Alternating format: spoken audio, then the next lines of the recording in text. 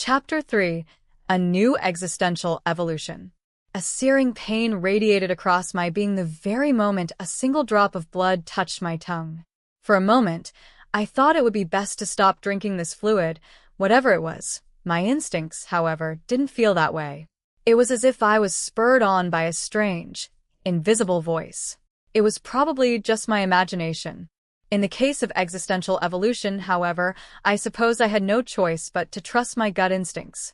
One could ask for a logical explanation or justification, but I had none. I tipped the bottle upward, emptying its contents. Clink. The empty vial slowly rolled across the top of the table. The vial in question was a valuable magical tool in its own right. I had wanted to put it on the table properly so it wouldn't roll about or end up cracked in some accident. But I didn't have much of a choice. A sea of crimson flooded my eyes. Waves of pain and immaterial suffering pounded my entire body. This is bad, was the very first thing that came to my mind. But I didn't feel like I was dying. If anything, I felt like something was forcibly changing the insides of my body as it saw fit. I felt it deep in my body, in places or pockets that had once been hollow. It was like all my strength had been robbed from me, and strange things were being packed one by one into my being. If I had to guess, these strange things were none other than living organs, for I didn't have much in the way of those at all. What felt like a large amount of ants crawling across my body's surface at an astounding speed was probably none other than the rapid formation of skin.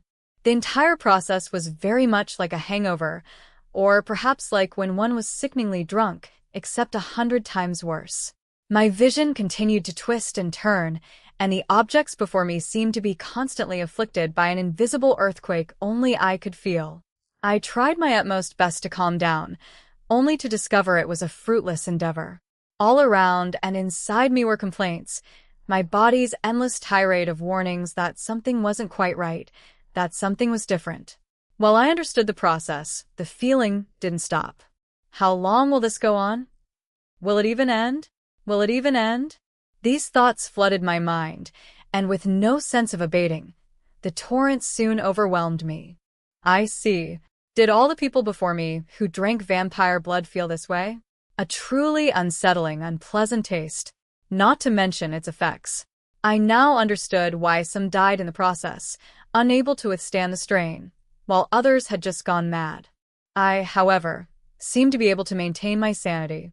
Is it because of my strength? No, that wasn't quite right. It was because I was undead.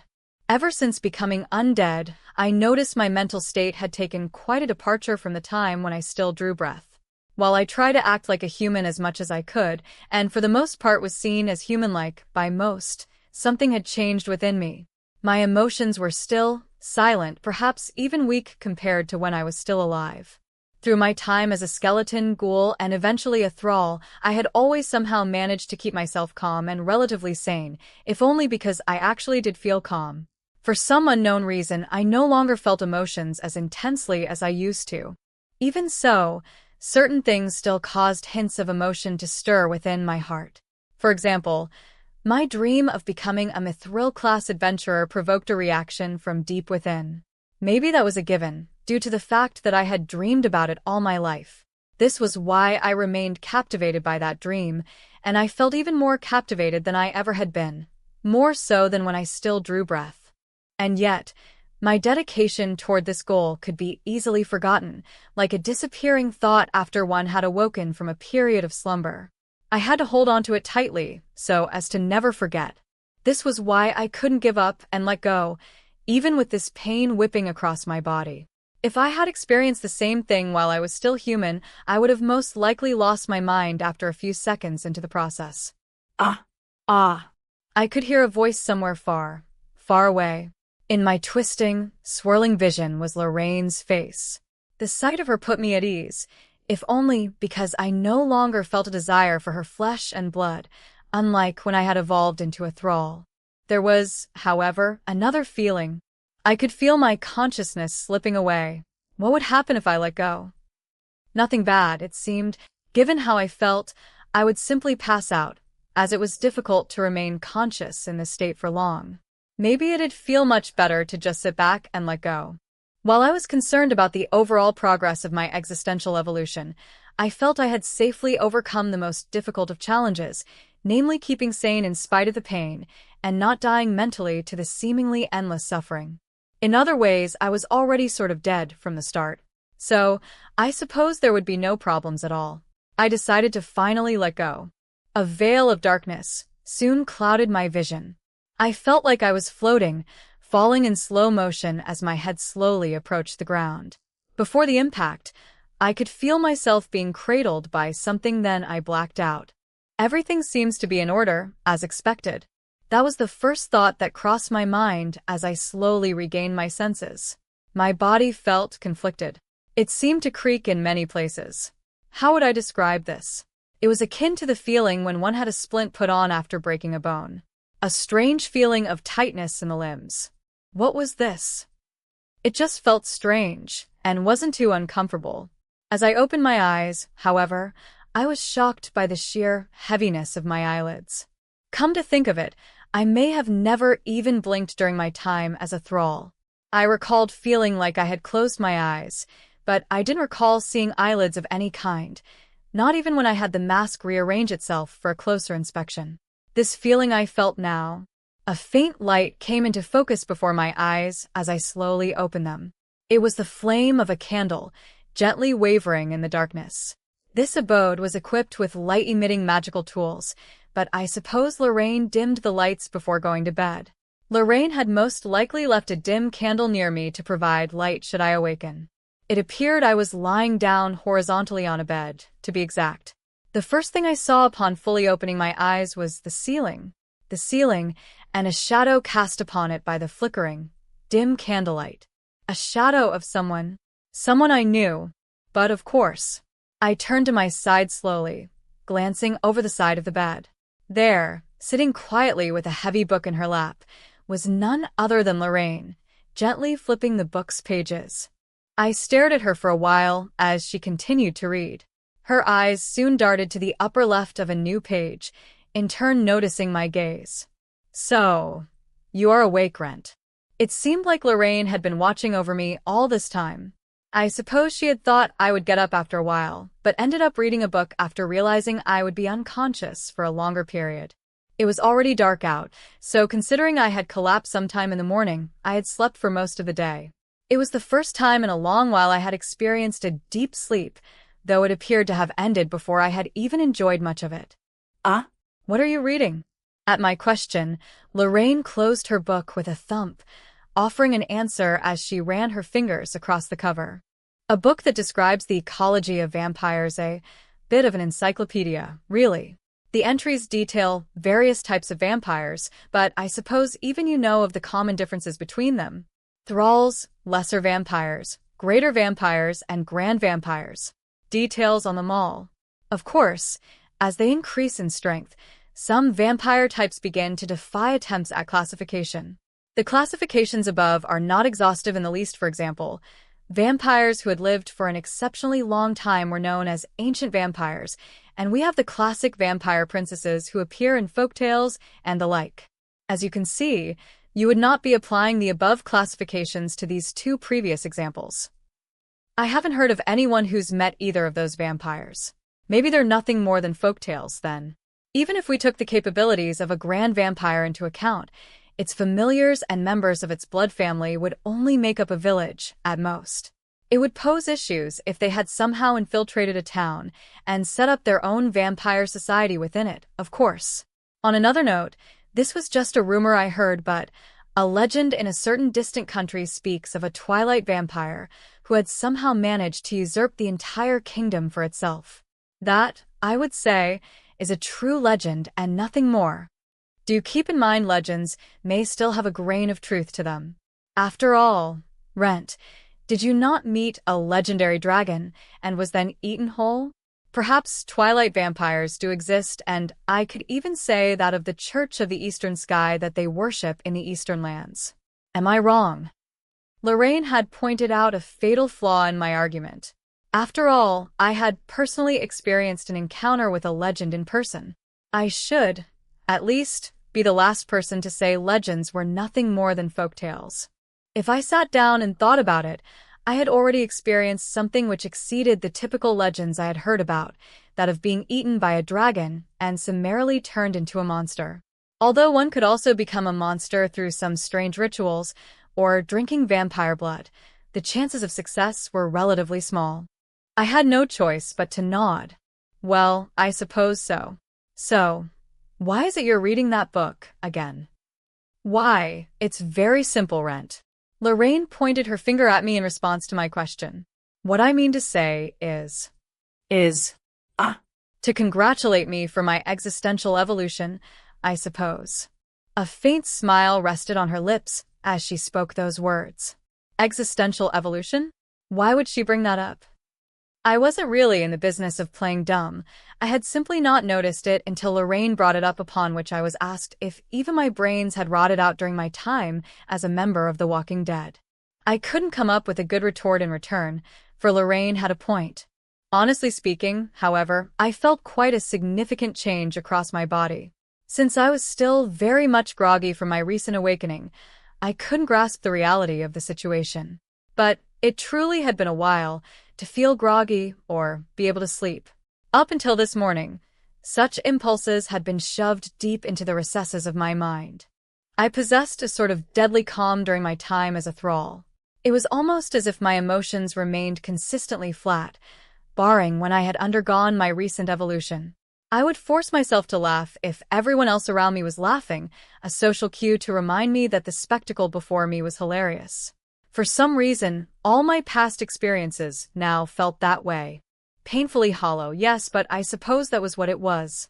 In any case, compared to how I was before, I now felt emotion in a considerably more robust manner. I was still a far cry from how I used to be when I lived, but I felt less empty than I used to be, if nothing else.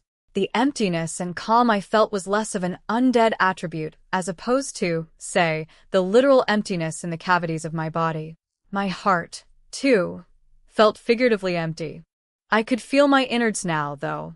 My previously empty body was now appropriately stuffed.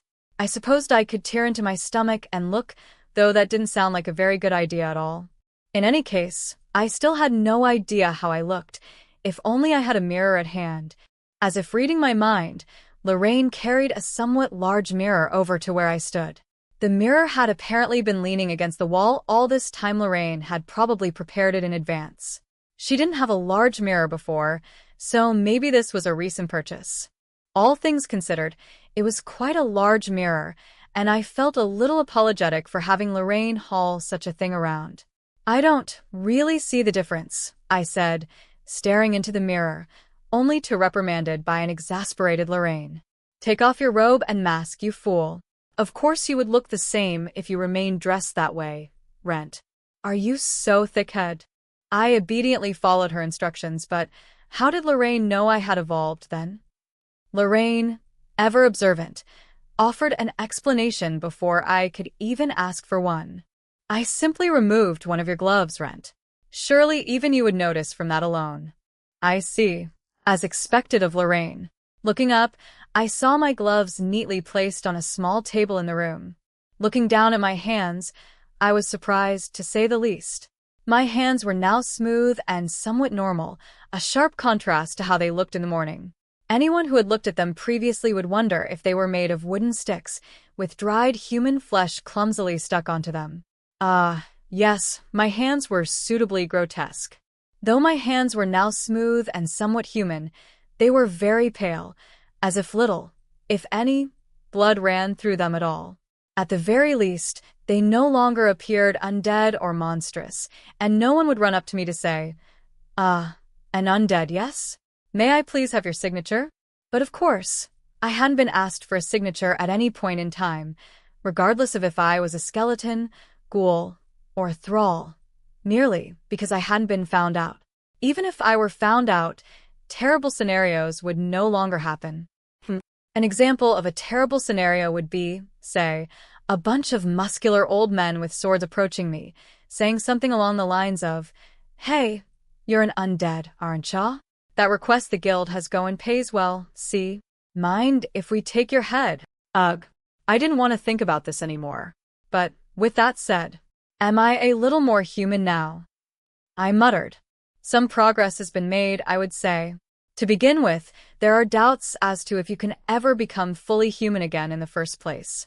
For now, it is hard to say. At a glance you seem human-like, sure. In any case, Rent, off with your mask and robe. I cannot make a value judgment without seeing it for myself. Lorraine's response seemed a little troubled at best, but she was right. As always, it was foolish to expect one's hopes to become reality.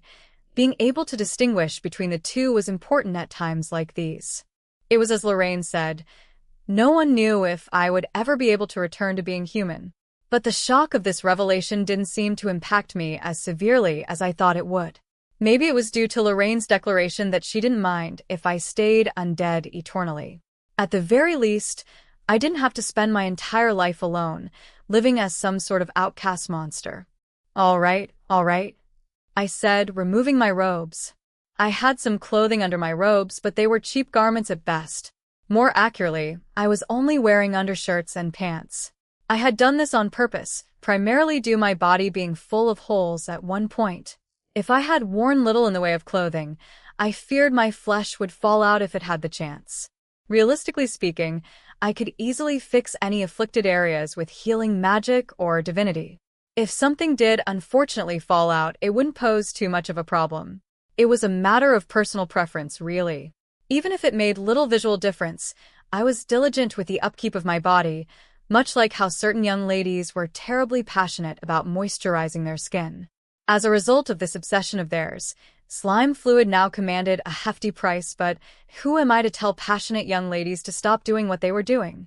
If I really did say something like that in public, there was no telling when or how I would get mobbed in a dark alleyway. In many cases, it was better to hold one's tongue. Such were the state of affairs in the world. Lorraine nodded slowly as she stared at my now exposed body. Do you see any visible differences? Well, no, not really, at least not from the front. It has been a while since I got a good look, though. You are built, as expected. But of course, with all the training you have been doing, that much was to be expected. I do not see many changes. Why not see for yourself and tell me if you feel any different, said Lorraine, after giving me a look over. Are there any differences? I stared at my reflection in the mirror.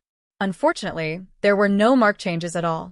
Up until now, my body had been relatively dry and sadly full of holes.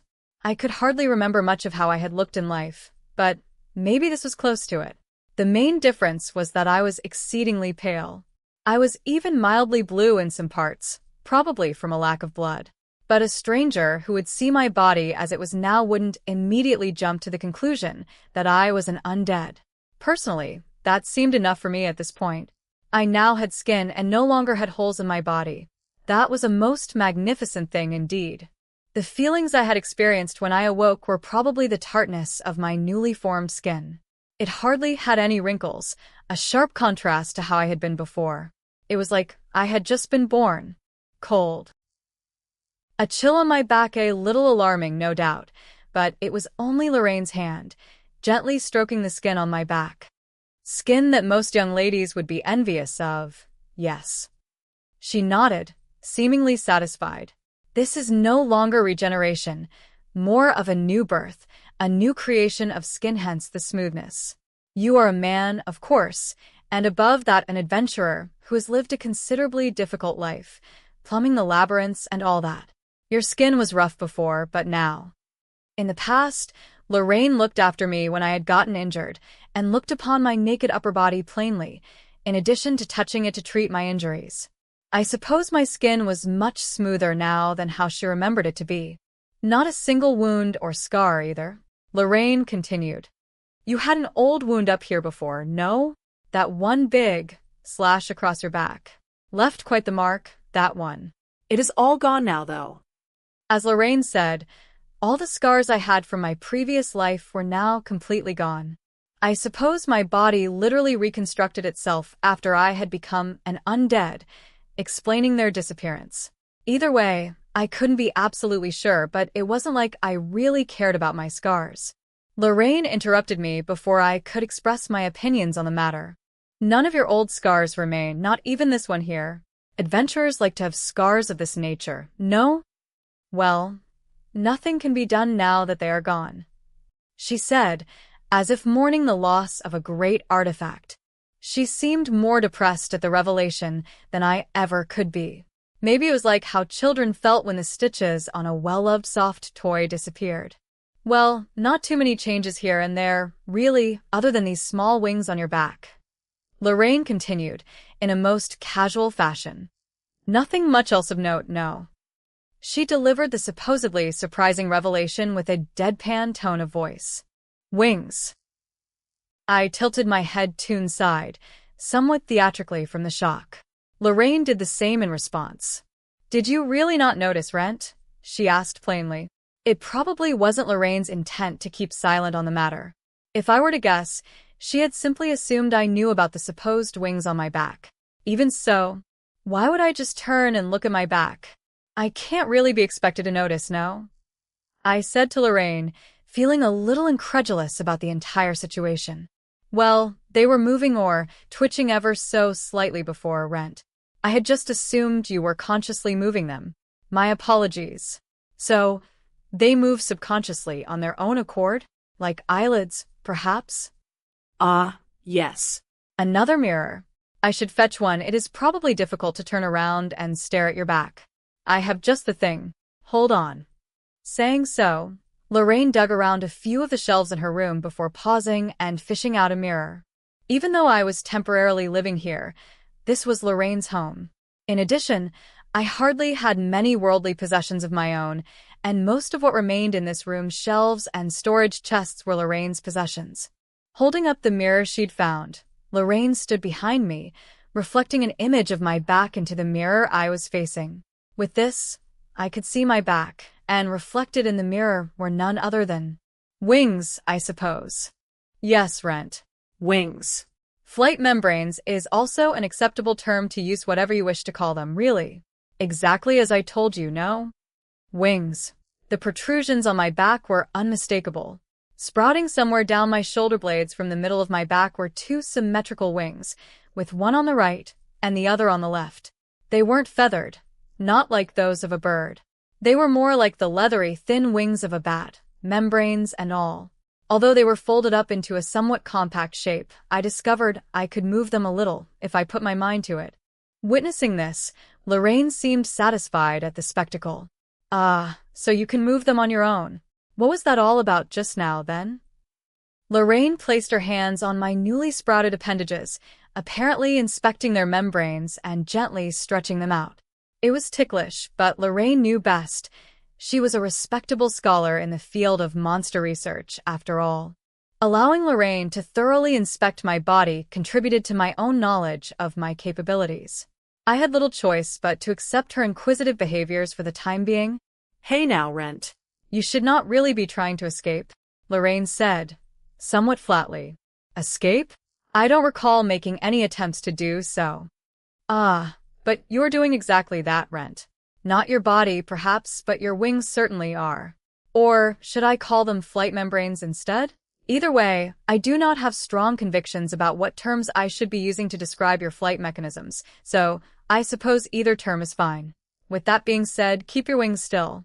They are escaping from my hands, fluttering this way and that.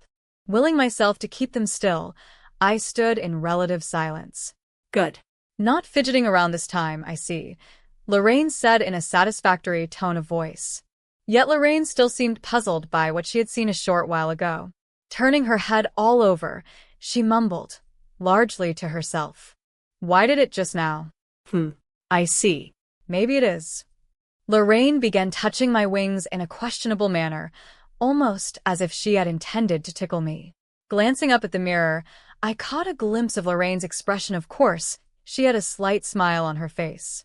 It appeared that Lorraine was purposefully tickling my wings. Be that as it may, I wasn't one to give in. Steeling myself, I willed my wings not to move, and for a while, that was all I thought about. Even if it was ticklish, I could tolerate this. If there was a will, there was a way, even if she had kept it up for hours on end. Yes, hours on end. No problem. Ugh. It's too much. With that, my struggle for independence from involuntary wing twitching ended. And at that very moment, Oh, there it is. Did you move your wings consciously just now, Rent? no. It was ticklish, but I held out as long as I could. Well, that was what I wanted to do. I could no longer tolerate Lorraine's devilish hand movements toward the end of my short-lived resistance, but it was true I hadn't consciously moved my wings at any point in time. It is as I expected then. Lorraine nodded upon hearing my response. You are able to move them of your own accord, but they also move involuntarily from time to time. Your wings kept fluttering here and there as I tried to tickle them, as if they had a will of their own. At times, it almost seemed like two separate entities were fighting for control over these wings. You gave up at the end, yes? Yes. It was a little too much for me to handle. At that point in time, the subconscious mind wrested back control of your wings from your conscious self. That was why your wings were fluttering away from me on their own accord, like the tail of an animal, if you will. It seemed Lorraine had arrived at quite the strange conclusion. Did she mean to say she could read my current state of mind and emotions just by glancing at the movements of these wings? Even if Lorraine's observations didn't go that far, the fact that my wings moved on their own accord at times presented several problems of their own, one being that I'd no longer be able to hide my thoughts very well. On another note, it would be impossible to walk around the streets of Malt with a pair of wings sticking out of my back. Yes, there was something else to this. Another problem, perhaps. Wouldn't it be somewhat terrifying for my wings to just stick out of my back, or move on their own underneath my clothes?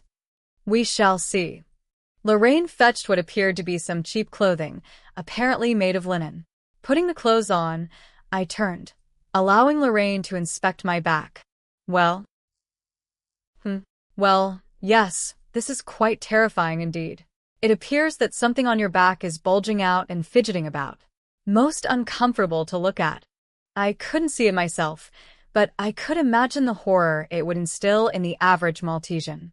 After all, there were some monsters that had a nasty habit of laying their eggs inside humans, and I myself had seen such gruesome spectacles in my long adventuring career. The surface of their skin would move and undulate, as if 1,000 earthworms were tunneling through them. Truly a revolting and horrifying sight. Lastly, they would breach the skin, bursting through the host in an unfortunately explosive spectacle. One of the most grotesque memories I could recall from my previous life. In fact, it was probably one of the top 3. The other 2 grotesque memories were the rotting pieces of my body I had seen during my tenure as a ghoul and a thrall. To be able to see one's dried organs, that was gruesome. There was simply no way around that. I have, for better or worse, gotten used to the sight of them as of late. But now, an equally grotesque thing was on my back? No. This wouldn't do at all. No. This is terrible. Lorraine, who had been observing me the entire time, eventually offered a suggestion. Come to think of it, Rent, could you not simply fold those wings? Most monsters are able to do so, retracting their wings back into their bodies, or what have you. I suppose you're right. Some monsters are capable of such. But how would I go about doing it? As if I would know the answer. Start by imaging it in your mind, Rent. Perhaps they will move with a strong thought or two. For a brief moment, our eyes met, and I could discern from Lorraine's gaze we were both of the same opinion. Yes, this was a silly conversation, but one we unfortunately had to have. Realistically speaking, there was no real way around this, given that I was the only one in the vicinity who was in such strange circumstances. It wasn't like I could simply look at someone else for inspiration on what to do. In any case, it would be wise to follow Lorraine's directions for now. I closed my eyes and thought about folding my wings back into my body, and with a sudden force, I felt something push me lightly on the back. Oh! Lorraine, who had been watching all this time, let out a little cheer. She sounded considerably impressed as she patted my back. You did it, Rent. They're folded up neatly now. Rolling up the linen shirt I was wearing, Lorraine stared at my back, apparently not yet finished with her inspection. Yes. I can no longer see them, Rent. I was just beginning to have some fun with them, too. I suppose these behaviors are within acceptable parameters. Lorraine nodded, mostly to herself.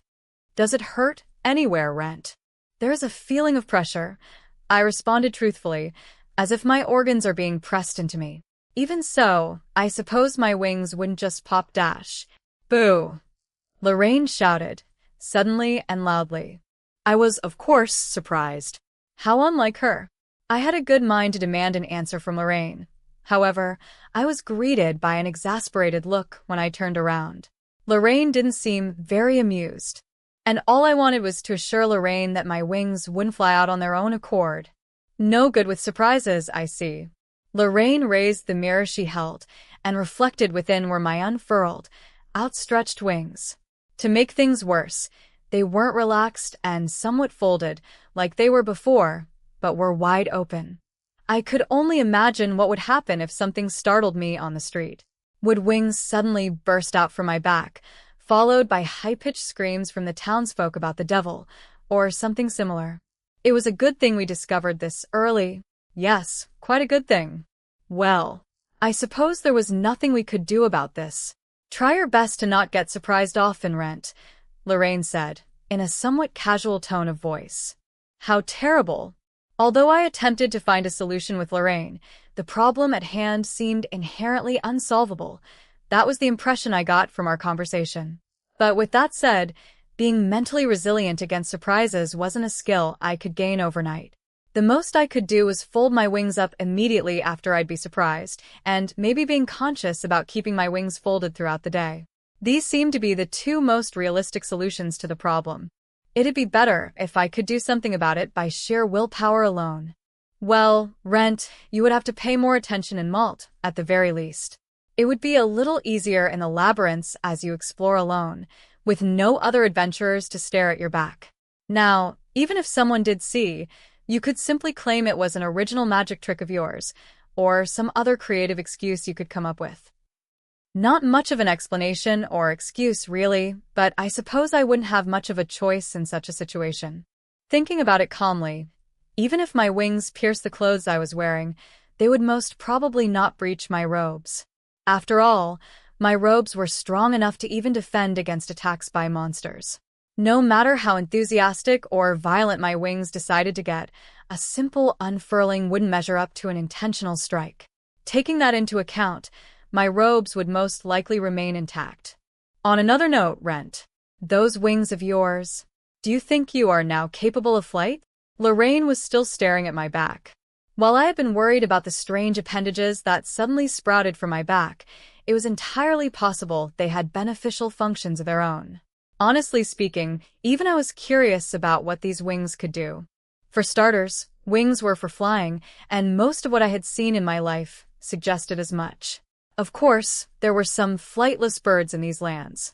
While they had wings of their own, they were ignored in some capacity, hence the flightlessness of these creatures. I suppose I should try it out. I removed my shirt and spread out my wings. They weren't large by any means, not even when spread out. A simple glance was enough to inform me these wings were physically incapable of flight. But being able to fly through the air was a sort of romance in and of itself. As I was unable to use flight magic of any kind, an airship or these wings were the only possible ways I could soar up in the skies. So I flapped my wings as hard as I could, eager to see if I could fulfill my dreams of flight. And yet, I see. Perhaps we should verify some other aspects of your new appendages, Lorraine said, without the slightest hint of mercy as she observed my futile flapping. It was plain to see what she meant. I was physically incapable of flight. Try as I might, my feet hardly lifted off the ground. All I could do was whip up a slight gust, sending waves of air through the room. No, Not yet. I just have to put more power into it. There has to be some hidden powers in these wings. I intensified my movements, refusing to give up. Lorraine nodded sagely. Useful in the summer, no doubt. Whips up a good breeze, you see. A cold statement. Confound it. Was this all I could do? Was that all these wings were capable of? no. That can't possibly be true. I should be capable of flight. I should be able to soar through the open skies. Was there something missing? Was that why I couldn't fly at this point in time? What was this mysterious something? Hmm. I recalled that some dragons weren't capable of flight just because they had wings. Wings alone couldn't hope to lift up such a heavy body, or something along those lines. If so, wouldn't I be in a similar situation? I turned to Lorraine for answers. Well, jokes aside, it is often said monsters with huge body masses often take flight with the aid of mana or spirit reserves. I do not know the specifics and exact details, of course, but it would be worth trying if nothing else. Lorraine had just been fooling around prior, so she now had a legitimate suggestion for me. I suppose that was to be expected, since Lorraine was the type to think of all possible solutions to a problem. Given her character, it wouldn't be strange if she had already arrived at this conclusion before I even thought about it. Nodding at Lorraine, I began infusing mana into my wings.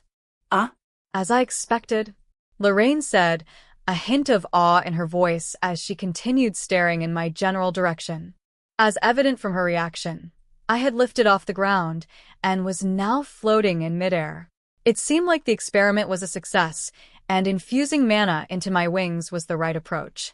However, can you not go any higher, Rent? As per Lorraine's question, the height I was flying at was somewhat low at most. One could fit about 2 thick books between my feet and the ground. Maybe it would be more appropriate to say I was floating as opposed to actually flying. It wasn't difficult to understand why Lorraine said what she did, for even I felt the same way. To me, flight was about soaring freely through the open skies and maybe even making a few dramatic turns. There was no way I could be satisfied with this meager degree of elevation.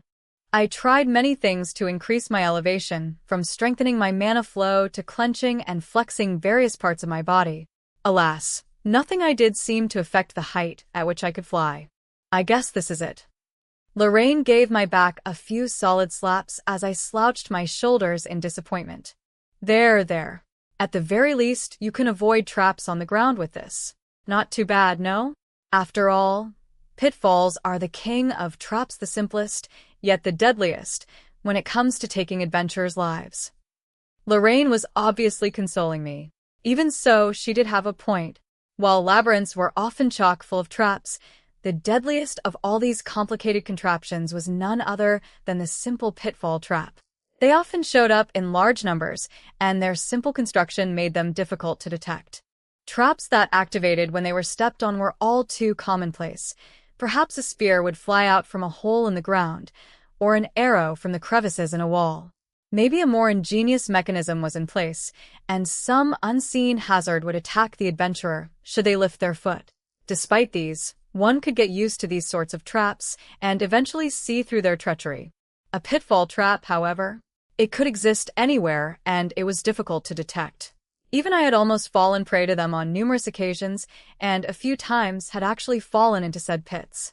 I had fortunately been able to recover somewhat before completely falling in, such as swinging a grappling hook on a rope I had luckily brought with me. Of course, a single mistake in such a situation would undoubtedly lead to death. Not exactly the most cheerful thing to recall, but now that I had these wings, I could at least avoid these terribly simple death traps. Be that as it may, if possible, I'd still like to fly at greater heights, to soar through the skies. In my sorrow, I reached for the remote of the little airship. As expected, it took off quickly and elegantly. I was a far cry from its refined motions of flight. The little airship flew freely through the air. Yes. This is what I want to achieve. I bowed my head slightly, suddenly overcome by a deep sense of loss. Lorraine quickly reassured me, a hint of worry in her voice. Wait. There has to be more to it, Rent. You still have not tried some things. How about spirit or divinity and not magic, the next time? Lorraine had a point. It was worth trying. There was still hope. I wasn't yet locked out of the open skies. Solemnly, I had the little airship land before putting the remote away. Returning to the center of the room, I unfurled my wings once more. With Lorraine's nod, I infused all my spirit into my wings. Yes. This has to be it. A strange sound filled my ears. A whine? Before I could properly identify this sound, I realized my head had been violently thrust into the wall. Rent. Are you all right, Rent? Lorraine's alarmed voice echoed into my ears as my head remained half buried in the wall of her abode. There was no damage to my head. Again, no damage whatsoever. What was that? I said as I slowly pulled my head out of the wall. The structure crumbled slightly in response, with bits of the wall tearing down and falling onto my face. Maybe it was the sheer speed at which I flew into it, but bits of the wall had been reduced to powder, covering my mask with a thin, white film. Those are my words, Rent. Are you really all right? You went headfirst into the wall at quite the velocity. Lorraine wore an expression of something between shock and astonishment across her face. If I were her, I would have worn a similar expression as well. We were in the middle of a harmless flight experiment, after all. One doesn't hurtle across enclosed spaces faster than the eye can see on a daily basis. To make things worse, I had half buried my head in the wall of her abode. Yes, actually. Maybe it's because of the existential evolution, but I don't really feel any pain at all. I seem largely uninjured, I said, inspecting my body as I responded to Lorraine's concerned query. I can see that, Rent. You are indeed uninjured, not that I can say the same for my house, however. I should get about to fixing that now. Lorraine stood in place, weaving a spell under her breath. In a few seconds, the damaged wall slowly covered its gaping wound, and before long it was whole once more. It was a simple wall, made of bricks and the like, so it didn't require complicated magical repairs. But spells used to mend holes and other damages weren't as simple as attack magic. They were highly complicated and technical spells, requiring a fair amount of knowledge from the caster. Lorraine seemed to specialize in spells of this nature and was able to repair the damage without even lifting a finger. Most individuals who were well-versed in spells of this nature were mages belonging to an architectural guild or another, and they often sold their services to nobles and other rich clients in the capital. Needless to say, such mages were a relatively rare sight.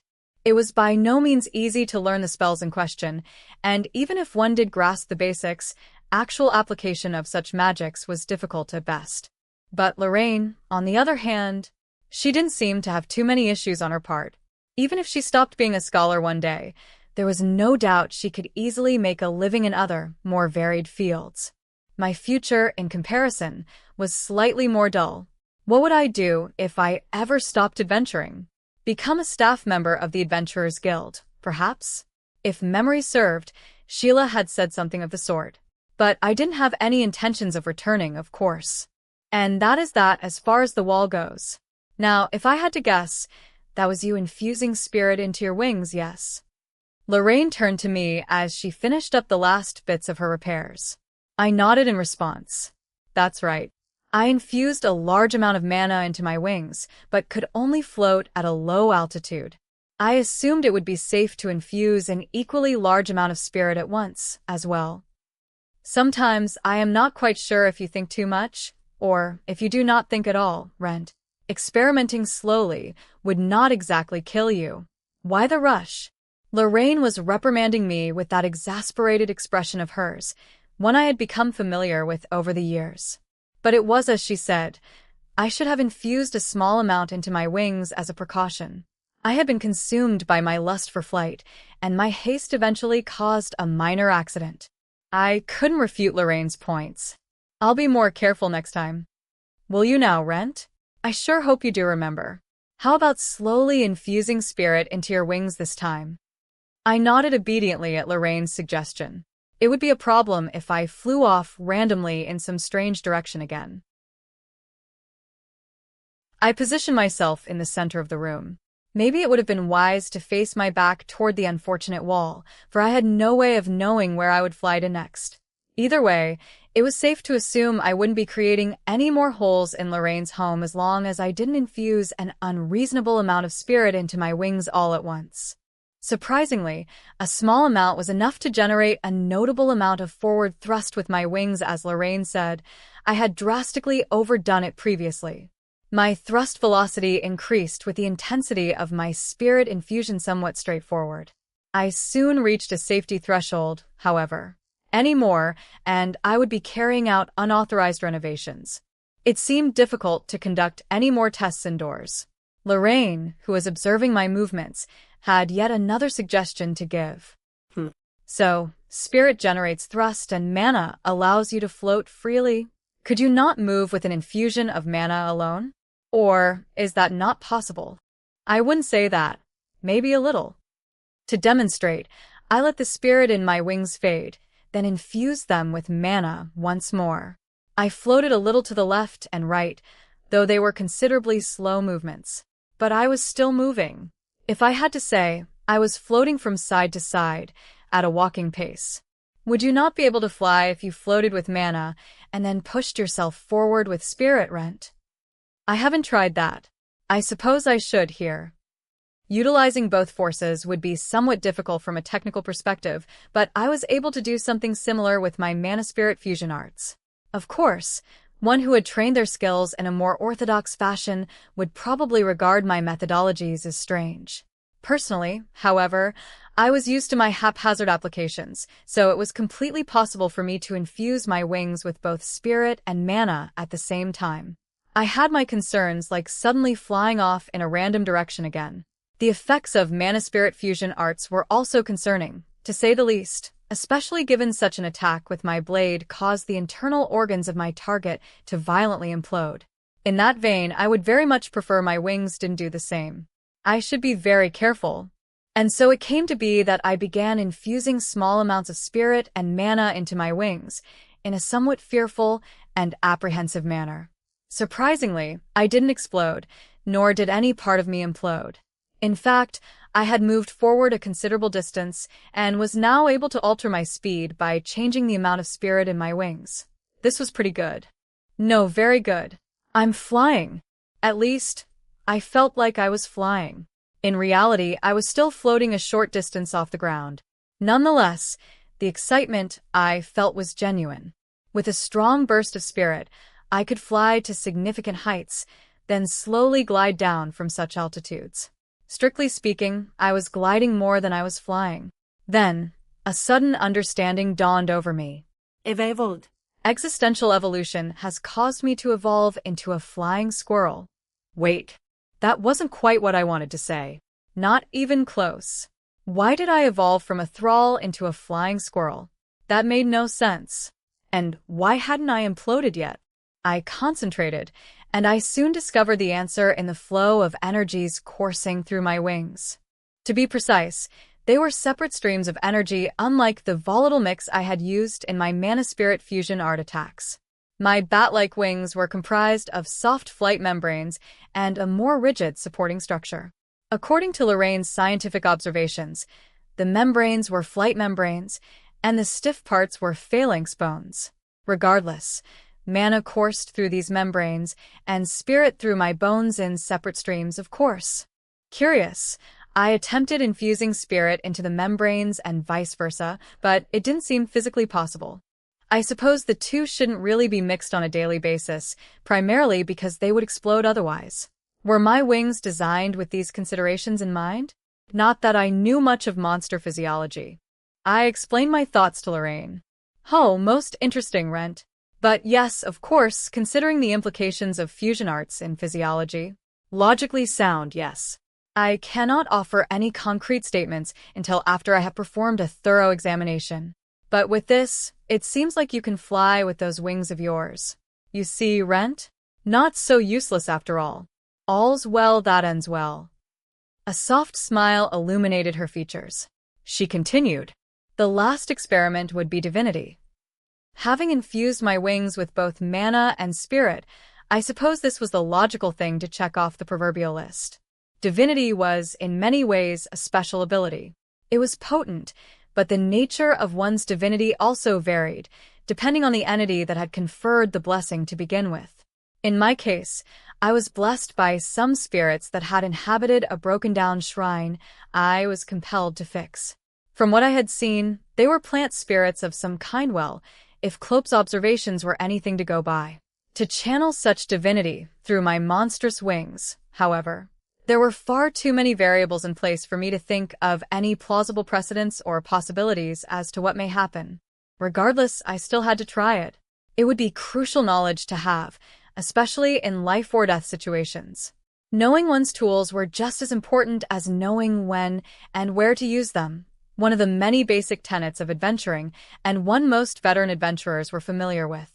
With a deep breath, I calmed my mind, mentally preparing myself for what may pass. Slowly but surely, I felt the divinity flow into my wings. And then, beautiful, Truly. strange words, especially from Lorraine's lips. Ah. Well, you see, Rent, your wings are glowing. It goes without saying that even I was surprised at those words. What does Lorraine mean? My wings are literally glowing? That was the first thing that crossed my mind as I processed Lorraine's words. I turned around regardless, if only to affirm what she said, then promptly stared at my reflection in the mirror. It was exactly as she said. Unlike how they were mere moments ago, the wings on my back were glowing, shrouded in a bright, white light. It wasn't a harsh light, certainly not the glow of attack magics or one that conveyed hostility. If anything, it was gentle and soft, with specks of light falling from them like flakes of silent snow. I could see why Lorraine said as such. The light shrouding my wings was fantastical, almost unbelievable in its nature. Now, while that was all well and good, I had one qualm with my newly glowing wings. Beautiful, perhaps. But what exactly does this mean? I pondered, tilting my head as I continued to think. Infusing mana and spirit-generated lift and thrust respectively. It was an easily observable phenomenon, but this was something else altogether. Divinity was a strong force, and much more potent than mana and spirit. While I had been hoping for a more marked and dramatic effect, it seemed like infusing my wings with divinity just made them glow. I felt a great sense of disappointment. What was I to do with the fact that I could now become a human torch at will? If I were to compare a human torch with a flying squirrel or any of its evolutionary counterparts, the latter would surely be more useful. I greatly preferred flight over a strange light source. Well, Rent, it would certainly make you easier to spot in the dark. This. As if noticing something, Lorraine turned away, leaving her unfinished joke hanging in the air. Following her gaze, I realized she was staring at none other than a pot of herbs I had left in a corner. It was placed in the sunniest spot of my borrowed room, and I often used the plants for culinary purposes, occasionally even preserving food with their leaves. What was so out of the ordinary about a potted plant I cultivated in my spare time? Lorraine remained silent, observing the plant intensely. Rent, I think your plant is growing. It looked a little bigger than it was just a moment ago, but I could argue it was nothing more than an optical illusion of sorts. Lorraine, as if reading my mind, promptly strode over to the pot, picking it up and exposing it to the light of my wings. Almost immediately, the herbs in the pot began growing at a rapid pace, stretching and trailing this way and that. So, if you infuse divinity into your wings, Rent, plants around you grow at a faster rate. But I am not quite sure how to interpret this observation. Lorraine seemed pleased at the fact her hypothesis turned out to be correct, but she soon caught herself in the midst of her own celebration and was once again deeply immersed in thought. I echoed Lorraine's sentiments. Was there any meaning to my wings behaving in such a manner? Alas, even I had no answers. Maybe I could fly around in the skies, occasionally stopping to bless people with a bountiful harvest? I see. How noble of you, Rent. Are you saying you would stop adventuring and instead explore the possibilities of becoming a mobile fertilizer merchant? No. That really didn't seem like a very appealing career. But I couldn't deny I was apparently capable of such. Even I had heard rumors of those who had been blessed by spirits or gods of the land, and how they were capable of feats similar to what I had just done. Those blessed by the land are promised an eventually bountiful harvest, but their fields would still have to be naturally cultivated and harvested after a period of time. In my case, I seemed capable of accelerating a plant's growth, skipping that waiting period completely. It was undoubtedly a useful ability. If I were to enter a church or a religious organization somewhere in these lands, I would surely be worshipped as a harvest saint, or something along those lines. Those who didn't think too highly of me, on the other hand, would most likely think of me as some sort of on-demand fertilizing service. It goes without saying, though, that I had no interest whatsoever in the agricultural trades. As I was so fond of reminding myself, my aim was to ultimately become a mithril-class adventurer. Predictably, I turned to Lorraine and informed her as such. I have no intentions of quitting, but I suppose there must be some more uses I haven't thought of yet. Well, even I could assume as much. Maybe. Yes, why not? Maybe Lorraine felt like she should take responsibility for suggesting I become a magical farmer. As if coming up with an idea, Lorraine reached into her robes and was holding something in the palm of her hand. Now, what could that be? What are you planning to do with that knife, Lorraine? Nothing much, you see. Just this. Lorraine casually responded as she nicked the top of her thumb with the instrument's blade. It was a familiar motion to Lorraine, visible in how she handled the knife. This was probably to be expected, given how magical contracts and certain alchemical techniques often required a drop or two of blood. Lorraine, for her part, hardly seemed bothered by the small cut on her thumb. In addition, Lorraine had been providing me with vials of blood as of late, so I suppose she would be used to the act now more than ever.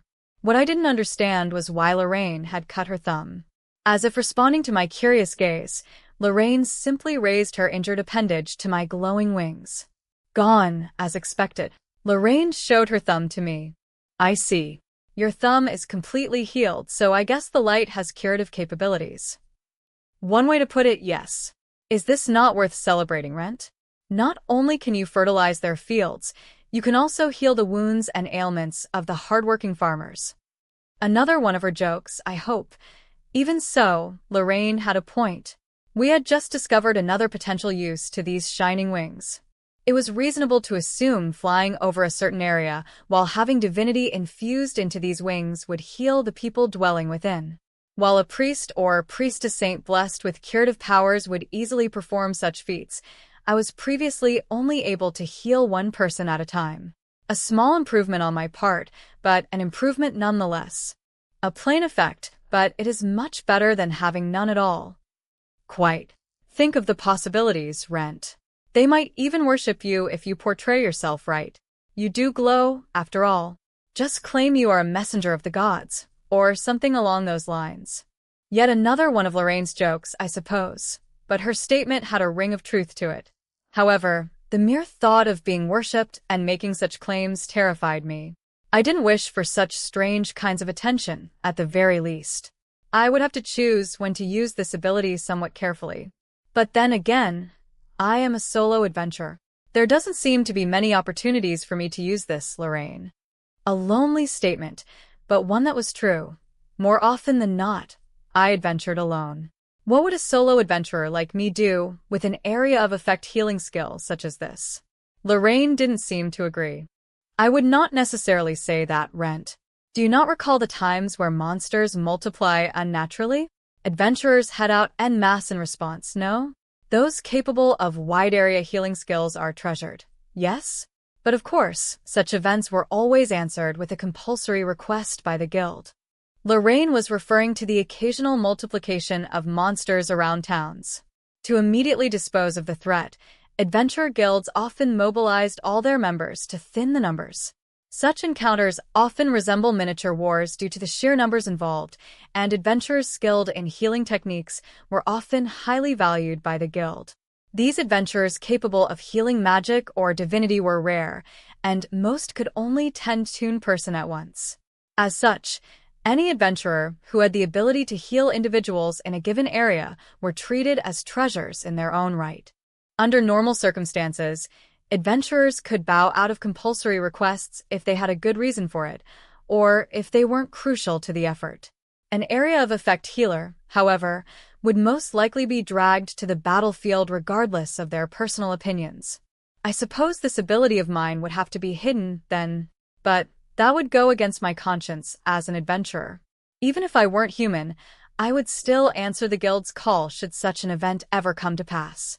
If I ignored it, there might be a chance that monsters would make their way into Malt, so regretting my choice then would be far too late.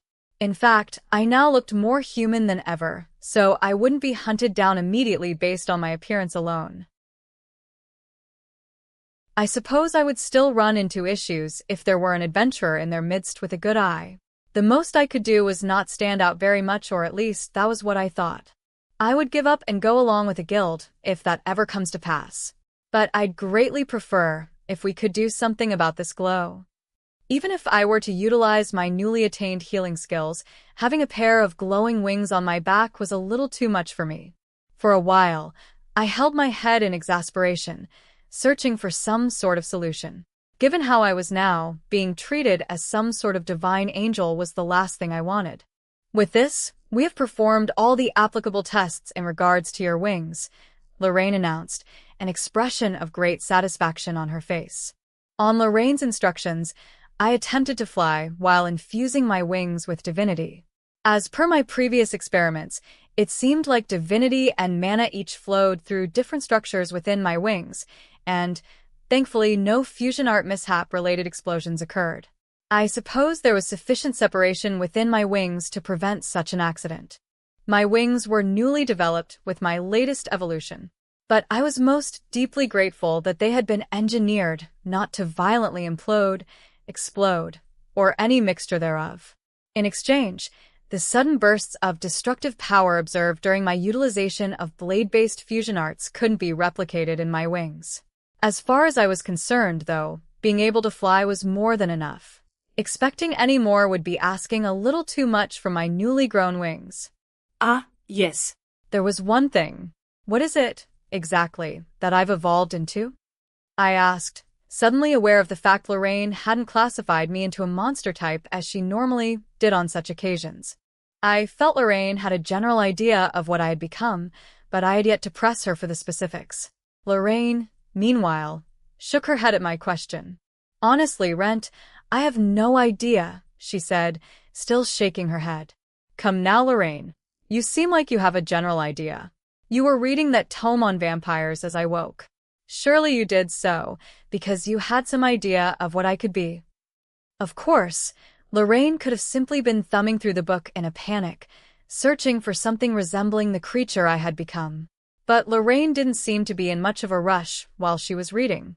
It seemed more like Lorraine already had a general idea of what I'd become and was just checking the tome to verify her assumptions, so as to inform me as I woke. Perhaps I was mistaken in my reasoning. Either way, Lorraine continued her explanation. Well, I suppose you could say that. But you see, Rent, I can no longer be sure after seeing those wings of yours. Vampires are not monsters with wings in the first place. They are mostly indistinguishable from humans. They do have fangs for sucking blood, of course, but… Yes, that. What about your face? Adjust your mask so I can see.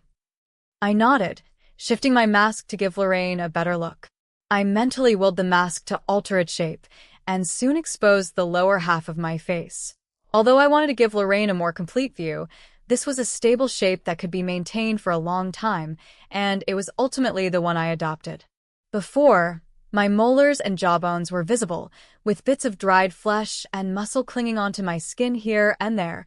Lorraine let out a small gasp as she carried out her inspection. Oh. You have actual flesh there now. That same soft, slick skin as the rest of you. How detestable. But yes, your skin is undoubtedly pale. If I have to say, you hardly look like a healthy individual. Although Lorraine made such a claim, I personally found her ability to maintain a relatively smooth complexion while living such a messy and unhealthy lifestyle a more impressive feat. Come to think of it, Sheila had made such a complaint recently. Although her skin was somewhat smooth and beautiful by itself, she spent a fair amount of time and money on its maintenance, so that much was to be expected. Lorraine herself was no stranger to such practices, manufacturing her own high-quality skincare products and other cosmetics with her alchemical abilities. Her daily habits and food choices left much to be desired, however, so it was unsurprising her actions got on the nerves of the more mundane womenfolk of Malt. I can't really wrap my head around the concept of a healthy undead, Lorraine. I suppose that is a fair point, Rent. On one hand, you are dead, yet on the other, undead. Is being alive in death not the best state of health? But enough semantics. You do have fangs. Unmistakably those of a vampire, I would think so, at least. Lorraine raised her hands to my cheeks and soon began roughly manipulating them, pushing, pulling, pressing, apparently trying to get a better look. Not as obvious as I thought it would be, no? Well, one does not exactly have the chance to observe vampire teeth on a daily basis. Yes, most interesting. However, I cannot yet say with confidence that you are a vampire. It could just be a particularly sharp set of teeth you have. Finally releasing my long-suffering cheeks, Lorraine walked over to the table, picking up a vial of blood before returning. Open wide, Rent. I obediently opened my mouth. Lorraine promptly opened the bottle, dipping a small wooden stick into the vial, and placed the blood-stained instrument into my mouth. Oh. It seems like your fangs extend when you think of sucking blood. Would it not be easy to identify vampires, then? But one does not simply get all the townsfolk to line up and open their mouths for a test. I suppose that was a silly thought. It seemed Lorraine was using me as a model to come up with some vampire detection test to use on the townsfolk of Malt. But as she had surmised, such a method would be strange at best since it was impossible to have all the townsfolk participate. On top of that, vampires commonly lived in tightly knit groups of multiple individuals. Even if one was found, it would surely inform the rest. More often than not, it was simply more efficient to summon a priest or priestess saint skilled in identifying monsters, who would then spend some time locating and eradicating the monsters in question. Lorraine's technique was probably useful as a supplementary method of identification. Well then, Rent, show me the upper half of your face next. Vampires have red eyes, after all. Nodding, I altered the shape of my mask once more, this time exposing the upper half of my apparently flesh-filled face. Ah, yes. How nostalgic. That face of yours, I mean. A far cry from how it used to be, with those empty holes and strands of exposed muscle and flesh.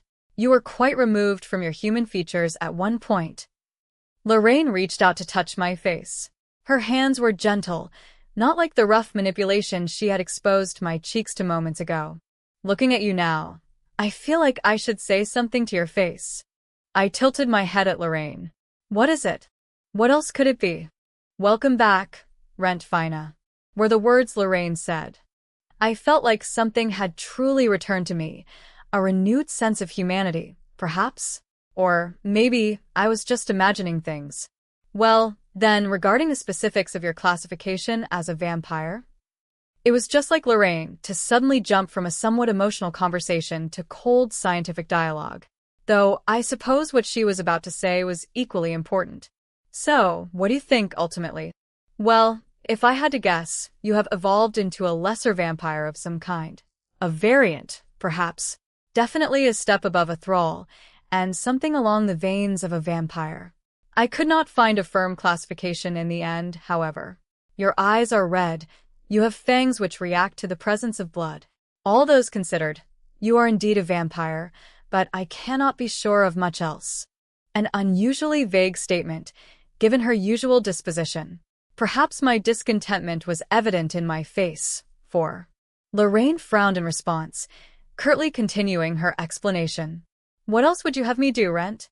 I have never heard of any sort of vampire with wings.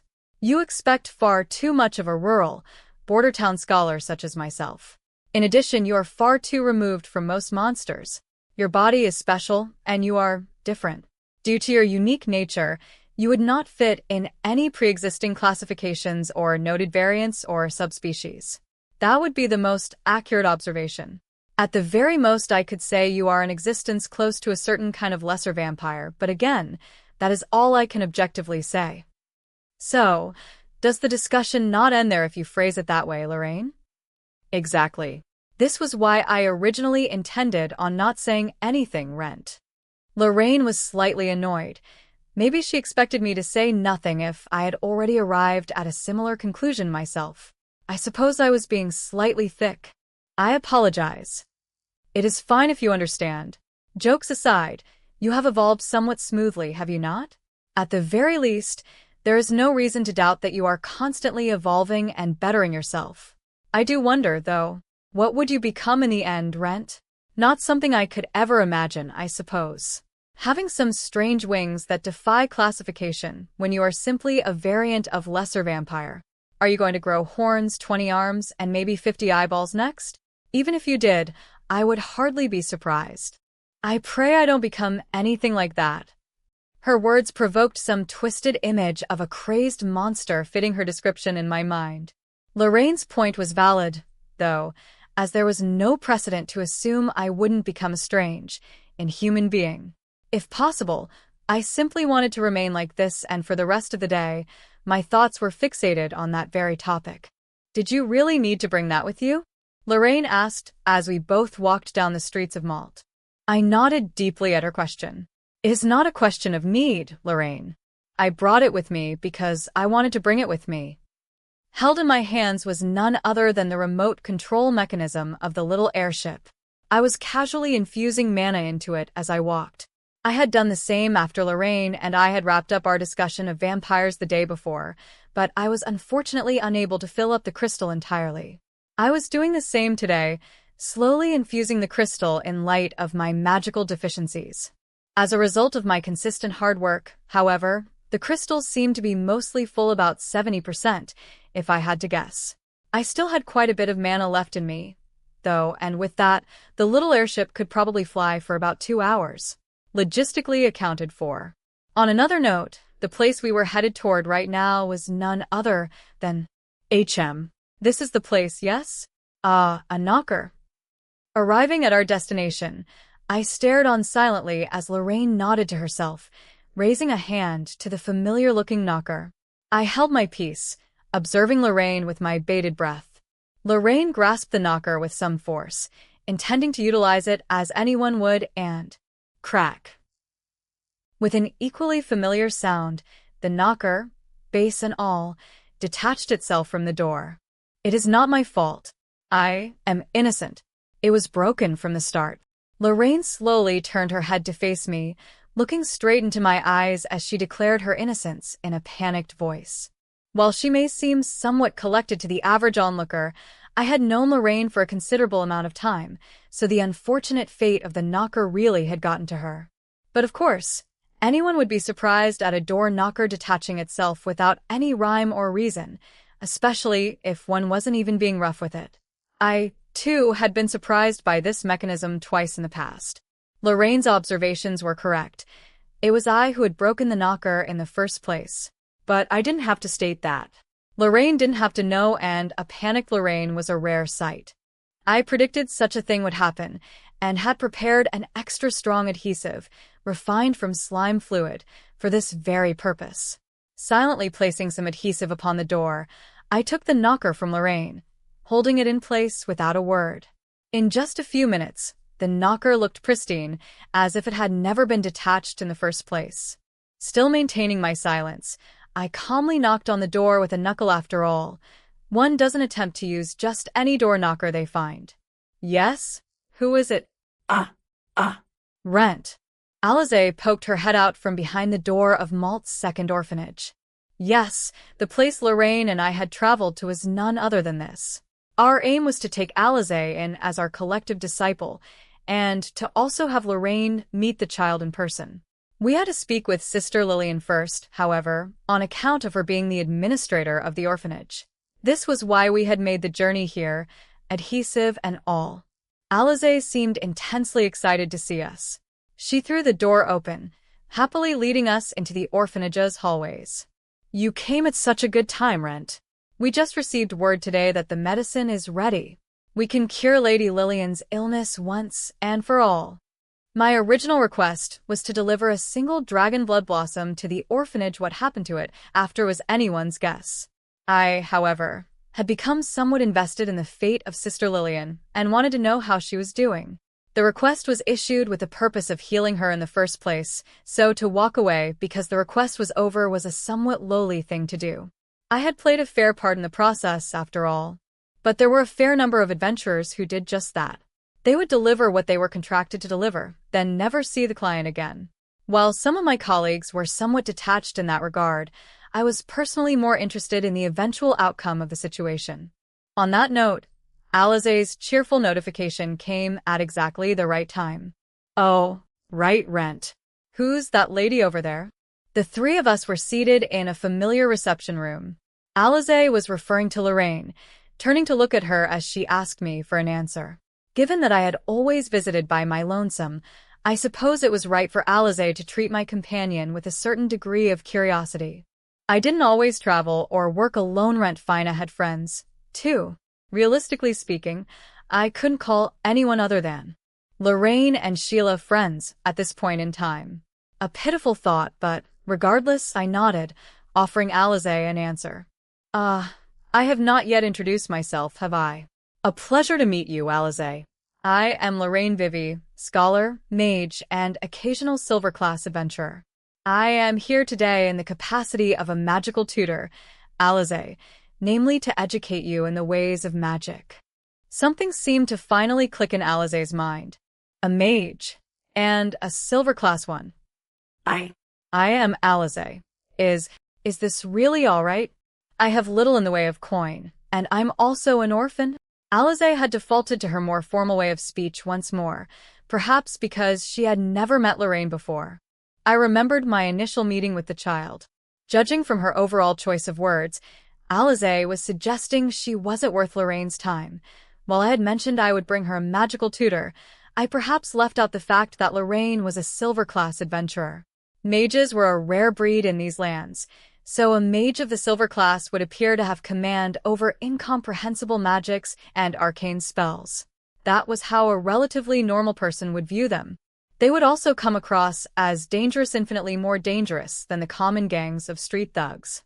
If one had crossed some thugs, they would at most be brutalized by a flurry of punches and kicks. If one had done the same to a silver-class mage, however, they may very well be reduced to ash in the blink of an eye, never again to see the light of day. How terrifying, Lorraine! As if telepathically probing my thoughts, Lorraine shot me a death glare before turning back almost instantly. Alize seemed oblivious to this, and she was speaking with a somewhat more pronounced smile. I heard about your arrangement with Rent. Was the coin not accounted for that way? I also enjoy the fact that he is now indebted to me, so there are no problems there. With regards to you being an orphan, well, I could not care less about such matters. I do not mean that in a derogatory way. I simply mean to say I would offer my services to individuals of any social standing, as long as they were willing to learn.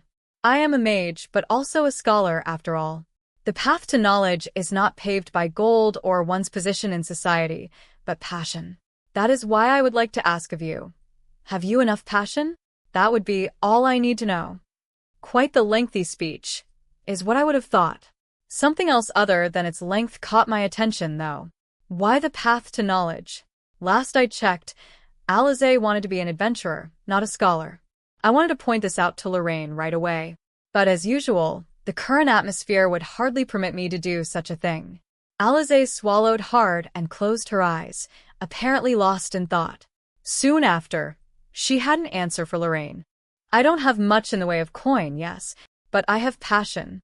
I've wanted to become an adventurer to help Lady Lillian, but now, I want to become an adventurer like Rent.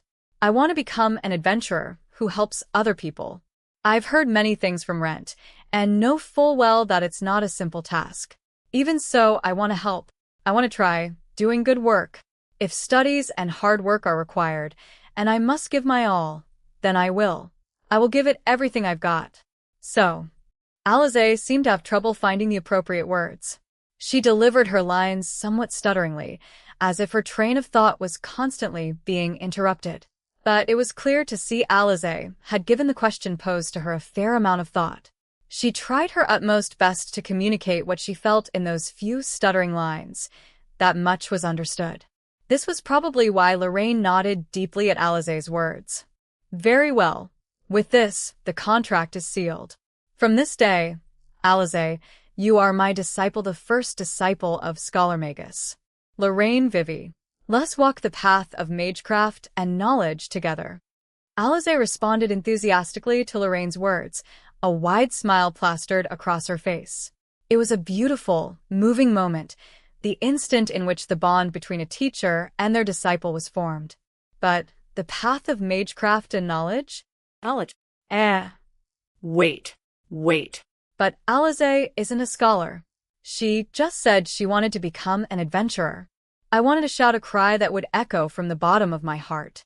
Alas, it was impossible to do again, not in the current atmosphere. Eventually, as the realities of the situation continued stacking on top of each other, I was forced to realize Alize would now become an individual like Lorraine Scholar Magus, apparently. Or something like that. But Alize is my disciple, too. Although many thoughts crossed my mind, I held my tongue. Well, then, now that Alize has agreed to the arrangement, all that is left is to seek approval from the orphanage's administrator. This Sister Lillian, was it? Would it be right to assume she is the administrator? Lorraine asked. Alize, being one of the orphanage's children, was technically bound by its rules, and Sister Lillian's views on the matter had to be determined. Although she had some degree of autonomy in her day-to-day life, discussions concerning her future were probably best conducted with all parties present. We could simply march Alize out of the orphanage and proceed without verbal authority, but it wouldn't be a polite thing to do. There would be no issues with purchasing items or accepting requests from the guild, but Lorraine had already taken this all into account, hence her question. Alize nodded, offering a quick answer. Yes, Lady Lillian is the administrator of this orphanage, and is a nun with the Church of the Eastern Sky. She is currently bedridden, but the medicine we ordered should be on its way soon. The request Ren took on a while ago, yes? In that case, would it be a bad time for us to visit?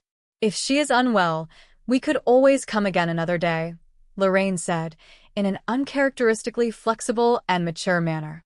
Alize, however, shook her head. No, that is quite all right. I had already informed Lady Lillian that guests would be visiting today. Please, this way. Alize stood up and led us out of the room. Sister Lillian was most likely still in the room I had seen her in last. She seemed to still have trouble moving about. Personally, I felt we could have visited after she had recovered, but if the sister herself felt she was well enough to see us, then it would be impolite of us to refuse. Giving Lorraine a quick sideways glance, we both stood, following Alize out of the small reception room. Begging your pardon, Lady Lillian, Alize said, rapping on the door softly. A soft voice soon motioned for us to enter. It wasn't a healthy voice, but the good sister seemed a little more lively than usual. Maybe she was in better spirits today. I didn't know if Alize mentioned anything of the medicine to Sister Lillian, but I knew she would eventually recover, given recent developments. Maybe that was why I felt that she seemed more healthy. Beyond the door, and lying prone on a bed, was a middle-aged woman. Not much had changed since my previous visit. You are the adventurer from a while ago. Mr. Rent, I have heard of your deeds. It seems you have defeated the monsters in the basement storage. It had to have been my face, my robes, or my overall strange getup, but my appearance definitely caused a memory to surface in the good sister's mind, and she addressed me almost immediately. Like she said, at least on paper, I was here to clean up the monster-infested basement, and in truth, I had done just that. But defeat wasn't quite the right choice of words. Then again, the sister said little of turning those monsters into my familiars. On another note, Edel had seen fit to visit the orphanage before we did, and was currently playing around with his subordinates. The mouse generally kept himself busy, at least when we weren't plumbing the depths of a labyrinth. Though I had hardly given him permission to do so. Edel simply loved running off on his own. Strictly speaking, I managed just fine without Edel most of the time, and he was more useful during combat encounters, so I suppose this was fine. As a familiar, however, I would have preferred a stronger sense of loyalty, but that was a topic for another time. I drew my attention back to the conversation at hand. It wasn't a big deal. I'm more pleased to know the orphanage can now return to more peaceful days, I said to Sister Lillian. No, Mr. Rent. You have done us a great service. No matter how small the monster, it would surely grow in strength if left alone. I had heard the monsters in the basement were Poochie's Surrey, and if those grew in number, it would have been quite troublesome. Sister Lillian was right. Although Poochie's Surrey were small, mouse-like monsters that didn't seem to pose much of a threat, the true danger was their ability to colonize towns and cities by multiplying and creating huge populations. Very rarely, a strong specimen might appear among them, and this large Puchi-Suri would spend years, decades, even quietly amassing its power in a city's streets, or maybe the sewers. It would rule over its brethren and build a huge nest, eventually amassing an impossibly huge army of Puchi-Suri. That was what I'd heard, anyway. Nonetheless, I could no longer remember where exactly I heard it from, so I decided to forget about this little caveat almost instantly. I didn't want to think of a scenario whereby Edel became some sort of underground mouse mob boss. To begin with, such an endeavor would take him a long time, and, if such an event came to pass, Edel was still my familiar. There weren't that many of them. Also, Alize managed to take one down herself. I hadn't expected Sister Lillian to be so surprised at what I just said. Alize did? Really now? She cast glances at Alize and me. Alize's face slightly soured, and she slowly gave an answer. Yes, Lady Lillian. Had I said something bad? I quickly added on to my explanation. I wanted her to gain some experience, in the event of anything untoward happening in the future. Was that unnecessary? No. Nothing of the sort. But, Alize, you should have informed me such a thing had come to pass. A fair warning, but the good sister didn't seem upset. My apologies, Lady Lillian. I didn't wish to worry you. But I am fine, Alize. You should not worry so much about me. The two seemed to care about each other a great deal. I, on the other hand, was simply relieved there were no uncomfortable tensions in the atmosphere. Yes.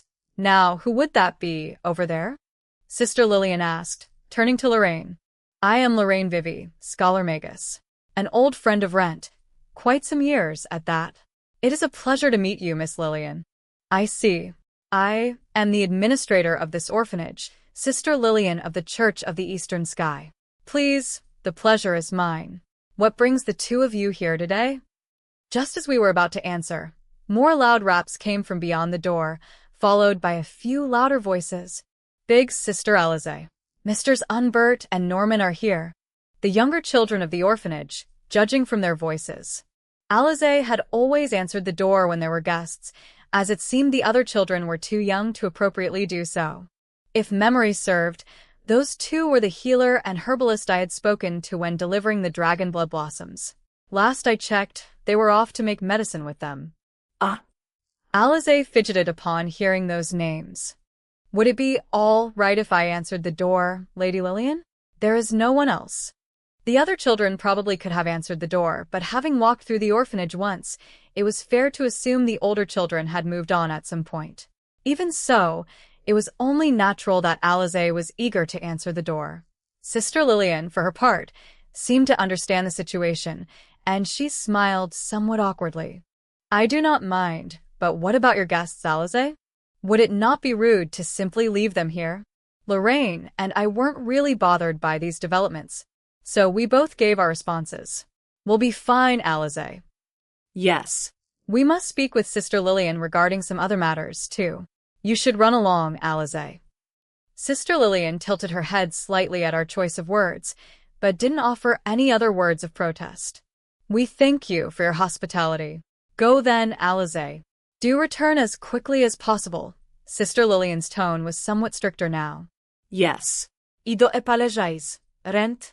Lorraine. I will return soon, Alize said, bowing her head as she left the room. Sister Lillian sighed as the door closed behind her. She was always a jittery child. Ido epalejais. My efforts at instilling into her the appropriate manners were lacking, it seems. Personally, I felt Sister Lillian hardly had anything to apologize for. But Lorraine was the first to respond accordingly. No, nothing of the sort, Miss Lillian. Alize is beyond capable for her age. She is a polite and pleasant child. In addition, she is also quite talented, Lorraine said purposefully. Her last words predictably caught the good sister's attention. Talent, you say? Yes. I had affirmed it with these very eyes prior. Alize is a talented child. To be precise, she has a fair talent for magecraft, Lorraine declared, in response to the sister's question. Under normal circumstances, it was impossible for someone to gauge another person's magical capacity, especially if the person in question was just sitting idly. A veteran mage, however, was capable of such a feat. There was a certain technique to it, ascertaining another's magical capacity just by looking at them. Lorraine, in particular, had quite the eyes for it, magical eyes of her own, perhaps. As such, there was no one else more qualified than Lorraine when it came to discerning the magical capacity and innate capabilities of an individual. This was part of the reason why Lorraine had come to the orphanage, though meeting Alize in person was also a factor. It goes without saying that I wasn't capable of such feats. Although I had enough mana in me to qualify as a mage of some sort, magecraft was something governed by logic and theory. That was knowledge I had yet to learn. In life, I learned simple cantrips and spells. So simple were they that only a small amount of mana was required for their execution. For the record, I had been using those very same spells all this time. If I were to utilize higher levels of magecraft, however, I would probably require more detailed study and understanding. A mage? She does have some mana in her. Yes, but what about her capacity? I suppose Sister Lillian never sent Alize for a detailed examination. While many individuals were born with mana in them, not all of them had enough of it to become mages in any capacity.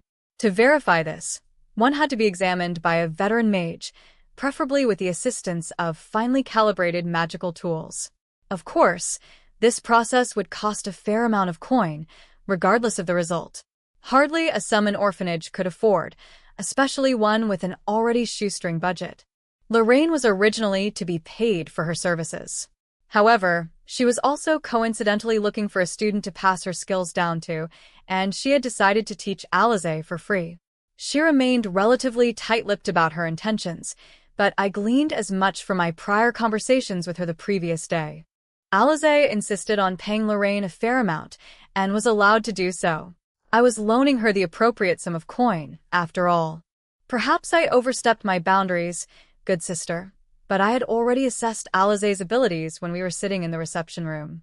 I would need more precise instruments to get an exact reading, yes, but from what I can see, Alize could easily work toward becoming a court mage if she tried, Lorraine said, once again delivering shocking statements with a nonchalant expression. Alize having talent was one thing, but having enough Tunde become a court mage was something else. Court mages were mages in service of the royal court, the pinnacle of magecraft practitioners in the kingdom of Yaran. They answered directly to the king himself, and they were all mages of tremendous magical strength. The mages of the king's court, in turn, all possessed great reserves of mana and the knowledge to weave it into proper spells. One had to have extensive knowledge of magical theory to achieve such a feat naturally. Most mages looked up to them, hoping to, one day, be one among their number. But of course, few ever managed to take on the title. Is that really true, Miss Lorraine? Even if she does have talent. Sister Lillian was adequately shocked, with one hand over her gaping mouth as she stared at Lorraine in disbelief. But Lorraine merely shook her head slowly. I understand your surprise, good sister. Even I was surprised as such, yes. However, I am not joking in the slightest. With the proper education and training, Alize is sure to become an extraordinary mage. Even so, she could very easily end up as a commoner, without anything to her name if she were lazy. It is all up to the child's desires, and perhaps her drive to succeed. That would be about the gist of it, yes. Lorraine had a point, as some individuals ended their lives as run-of-the-mill mages even if they were blessed with great reserves of mana. While mana capacity was important, one couldn't hope to become a first-rate mage with that alone. Magical knowledge was also important. An understanding of the foundation and theories of magic went hand in hand with mana capacity. Only by having both could an individual embark upon the path of magical greatness. For example, I knew little in the way of magical theory and magecraft. No matter the amount of mana I had, I didn't have a reliable way to use it. But now that I had a higher mana capacity, I could start studying basic magical theories. However, my mind was fixated upon existential evolution, and if possible, I would like to evolve again as soon as I could. These thoughts, in turn, forced notions of studying magecraft out of my head. Since I was a swordsman in life to begin with, all I knew were simple spells to strengthen my body or equipment. They were simple but effective, and I had memorized those spells long ago. I suppose I would go as far as I could with my current arsenal, and if I ever came to some sort of roadblock, I could change directions then. My recent trek into the swamp of Tarask turned out quite all right, but I felt certain magical spells could have made my journey much smoother. For instance, some long-range attack magic would have made short work of those goblins, and a well-placed thunderbolt or freezing spell would have gotten rid of that entire swarm of fish beasts. When the bridge collapsed, I could have strengthened it with earth magics right then and there, and it maybe wouldn't have broken down in such a spectacular fashion. At the very least, I could imagine Lorraine doing all these things and more, for she would have approached the problem from a much more strategic angle. I see. But then, what about Alize? What has she said about becoming a mage? Sister Lillian asked, worry evident on her features. It was common knowledge the path of a mage was a difficult one. The challenges began early, and they never really ended.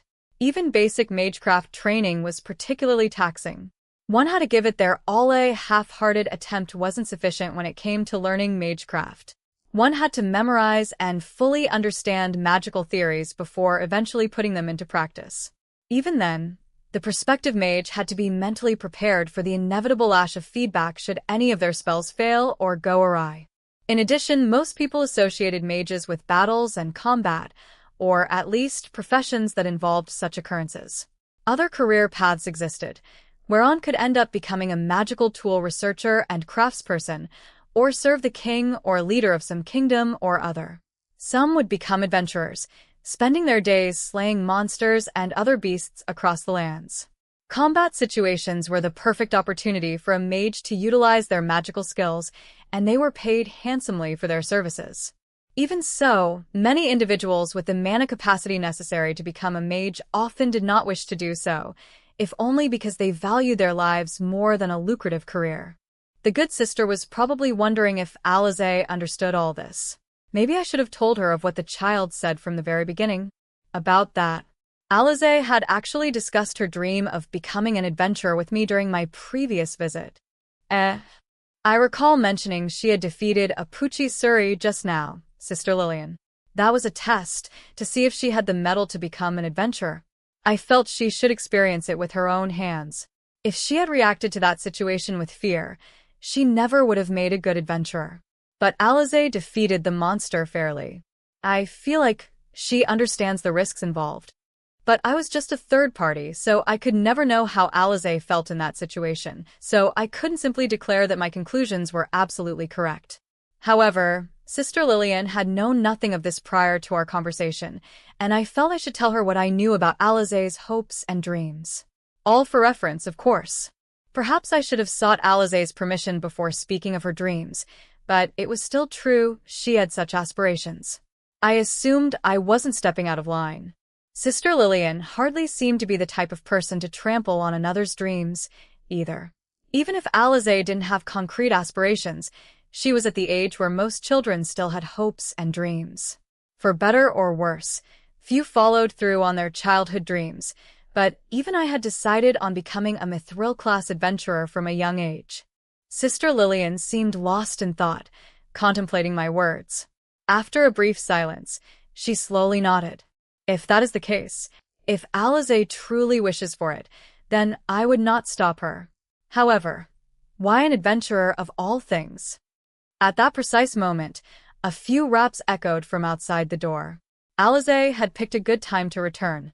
Alize's voice rang out from behind the rickety wooden door. Lady Lillian, I've brought Mr. Unbert, the healer, and Mr. Norman, the herbalist. They wish to see you. May we enter? But Sister Lillian turned to Lorraine. Lorraine and I shook our heads in unison. I don't mind, sister. I've met them before. I do not mind either. If we are in the way, good sister, we will take our leave, Lorraine added. Lorraine and I were both relatively thick individuals, but we were both capable of reading the atmosphere when it really counted. We had simply decided not to do so in our daily lives for one reason or another.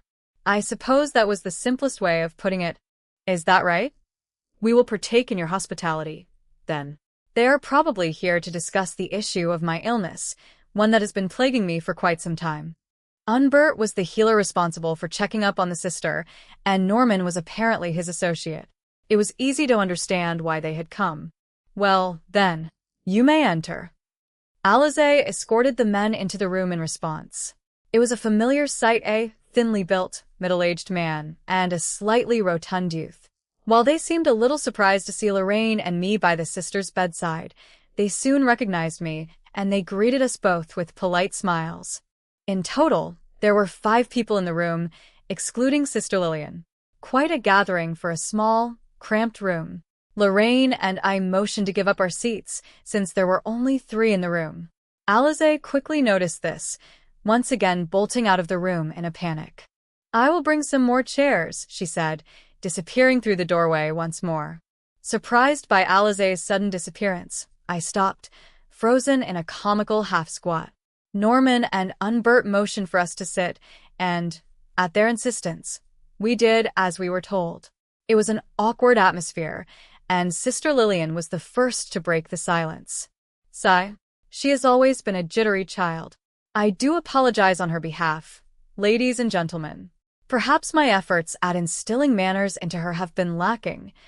Sister Lillian seemed a little exasperated, but she was smiling in resignation, and she didn't look angry or upset in the slightest. But Alize was merely a child of 12 years. The fact she was able to do this much was worthy of some respect. In fact, compared to how I was when I was that age. No. There was absolutely no reason for anyone to be unhappy with Alize. Lorraine, too, seemed to be having similar recollections, if her expressions were anything to go by. Even Unbert and Norman seemed to be having similar thoughts. Unless Alize had been brought up unnecessarily strictly, it was almost impossible for a 12-year-old girl at an orphanage to have perfect manners. The fact that she'd noticed a lack of chairs and had rushed off to get more was in fact a good indicator of character. "No, we do not mind at all. She is much more well-behaved than we were as children, after all," Unbert the healer said, with a gentle tone. Unbert seemed to possess a gentle disposition, but the stubble on his face and his general demeanor made him look more like an adventurer. Given how he had set up a dispensary in Malt and had offered healing to its citizens, it wouldn't be strange if he was an adventurer at some point in his life. "I am very glad you feel that way, Unbert. But what about the others?" Sister Lillian said, looking away from him and toward the other 3 adults in the room. "From what I could see, we all had a similarly vague smile. I suppose we all had our childhood memories. Well, I suppose everybody was a child, once. Even I had such a time." Well, then. "Unbert, Norman, you wanted to speak with me? I do apologize for conversing with all of you at once like this. I had already sought the permission of Mr. Rent and Miss Lorraine here, you see. Is this perhaps about my body, my condition?" Sister Lillian proceeded to explain the situation to Unbert and Norman, who nodded after listening attentively. I see. I do not really mind if they are here, but there is just a possibility of the discussion going on for some time. Would it suit you two better if you wrapped up your conversation first?" Unbert said, looking in our general direction. If this kept up, the adults in the room would be caught up in an endless loop of social courtesies. Lorraine quickly put an end to that. "No. Our discussion would take some time, too. If what you have to say to Sister Lillian pertains to her health, then it concerns us as well. Perhaps we should all sit down and speak of the matter at hand, no?"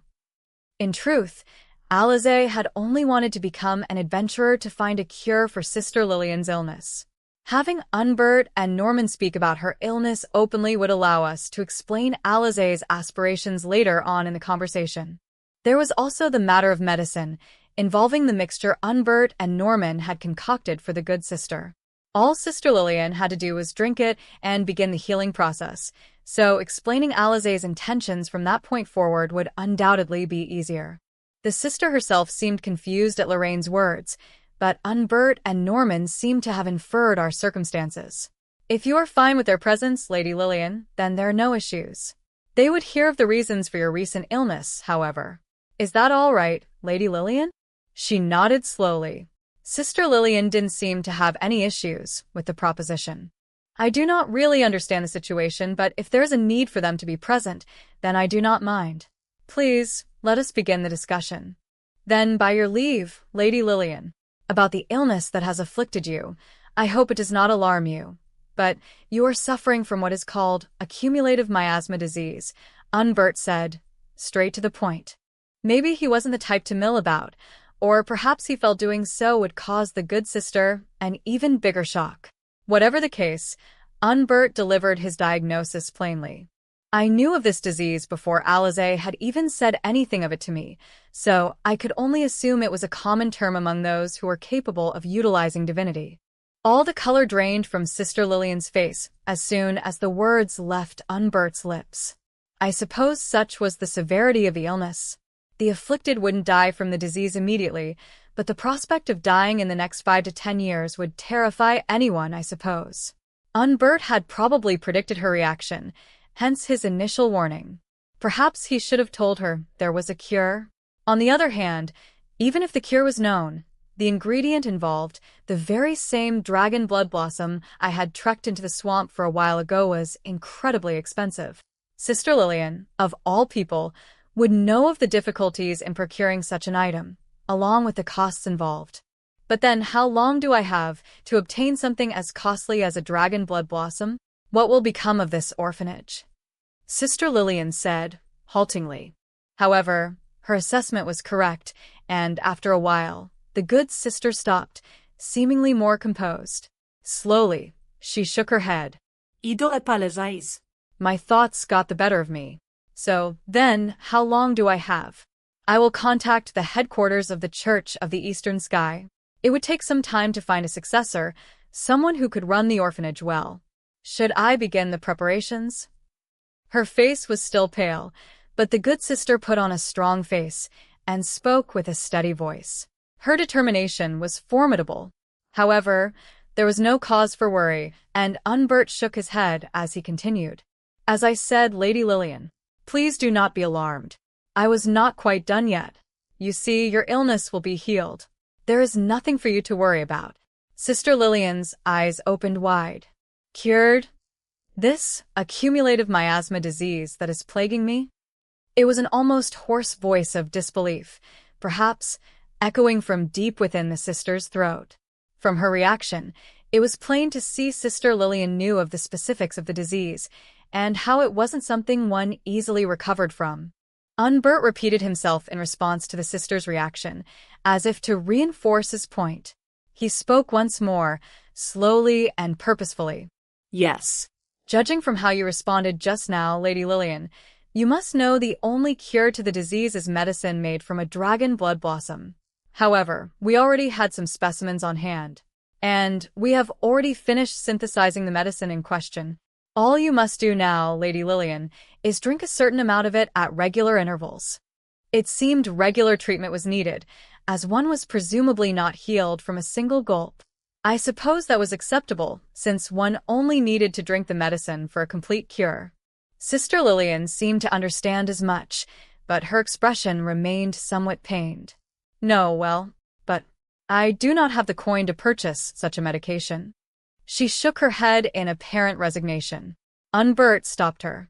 We do not require any payment. Isn't that so, Norman? Unbert said, turning to his rotund friend. Exactly. Norman the herbalist nodded deeply.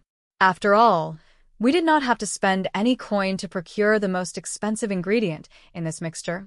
Not to mention the other ingredients were somewhat cheap. In any case, we have been more than adequately compensated for our efforts. Norman referred to the additional dragon blood blossoms I had given to him, I suppose.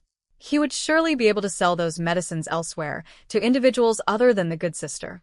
He mentioned he made medicines for the poor, but I had given him more than enough ingredients for some profit on the side. After all, it would be difficult to continue doing what he did if he had no profits whatsoever. I assume Norman understood the nature of his business well enough. If Norman wasn't the man I thought him to be, and instead engaged in shady businesses, I would demand my flowers back from him. Even so, he didn't seem like the sort. For what it was worth, I trusted him.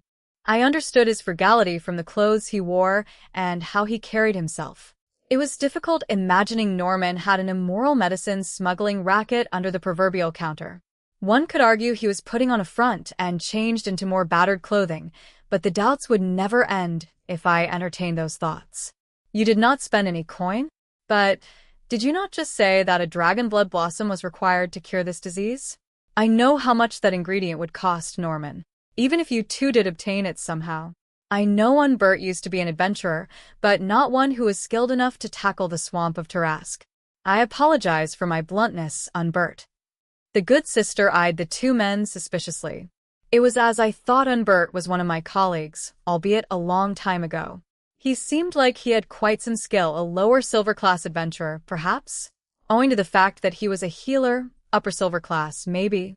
But even then, Unbert would be ill-equipped to tackle the swamp on his own. Unbert didn't seem offended by the sister's words, and he instead nodded calmly. Of course, it would have been impossible for me.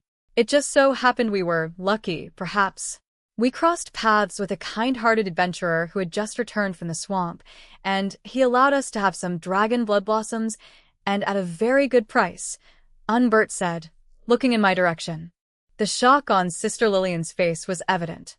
As if remembering my initial reason for coming to the orphanage, Sister Lillian turned to me. You did that for me, Mr. Ent? But were you not contracted to clear the basement storage facility of monsters? That was indeed what I had told Sister Lillian, but only because Alize wanted me to explain the situation as such.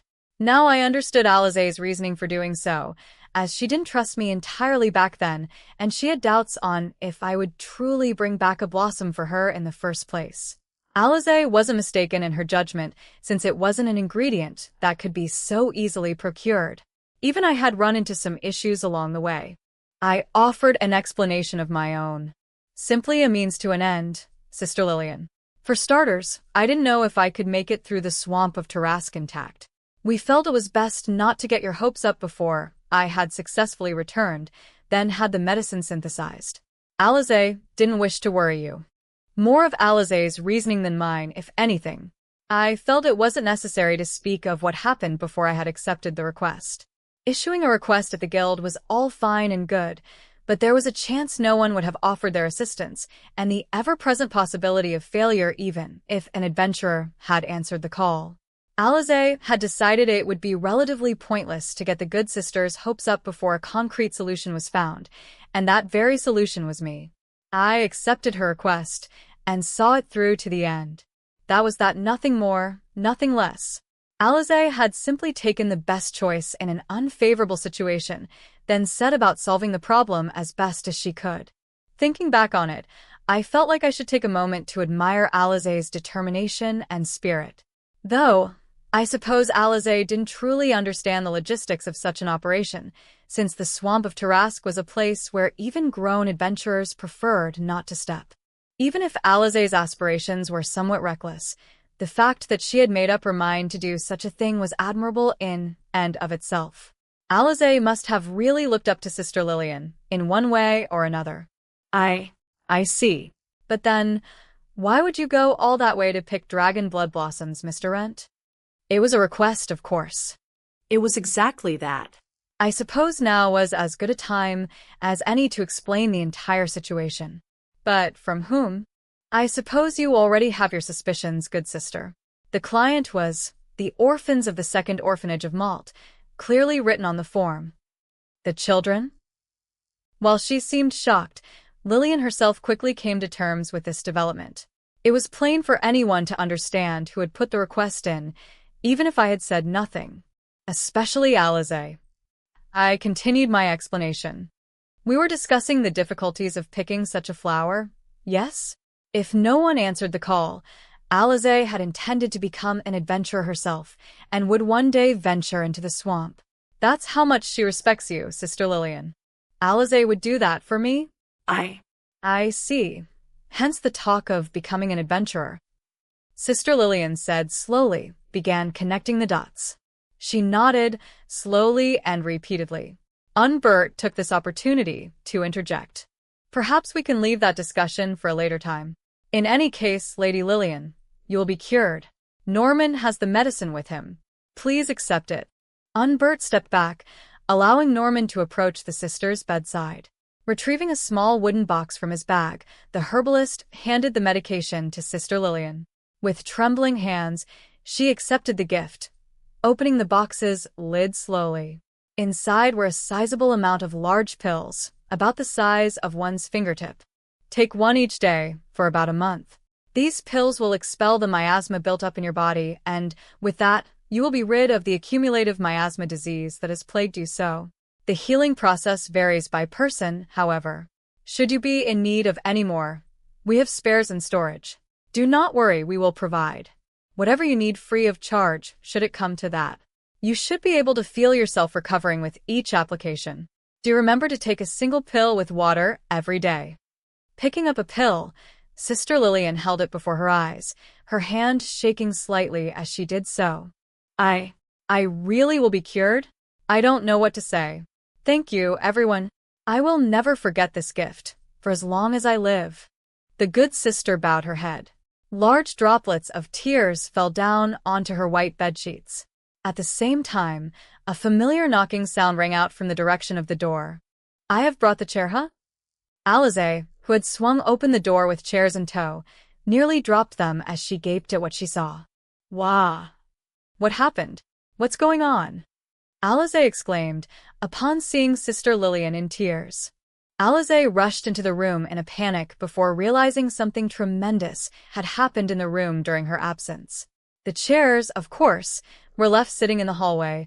I suppose such was to be expected for this situation.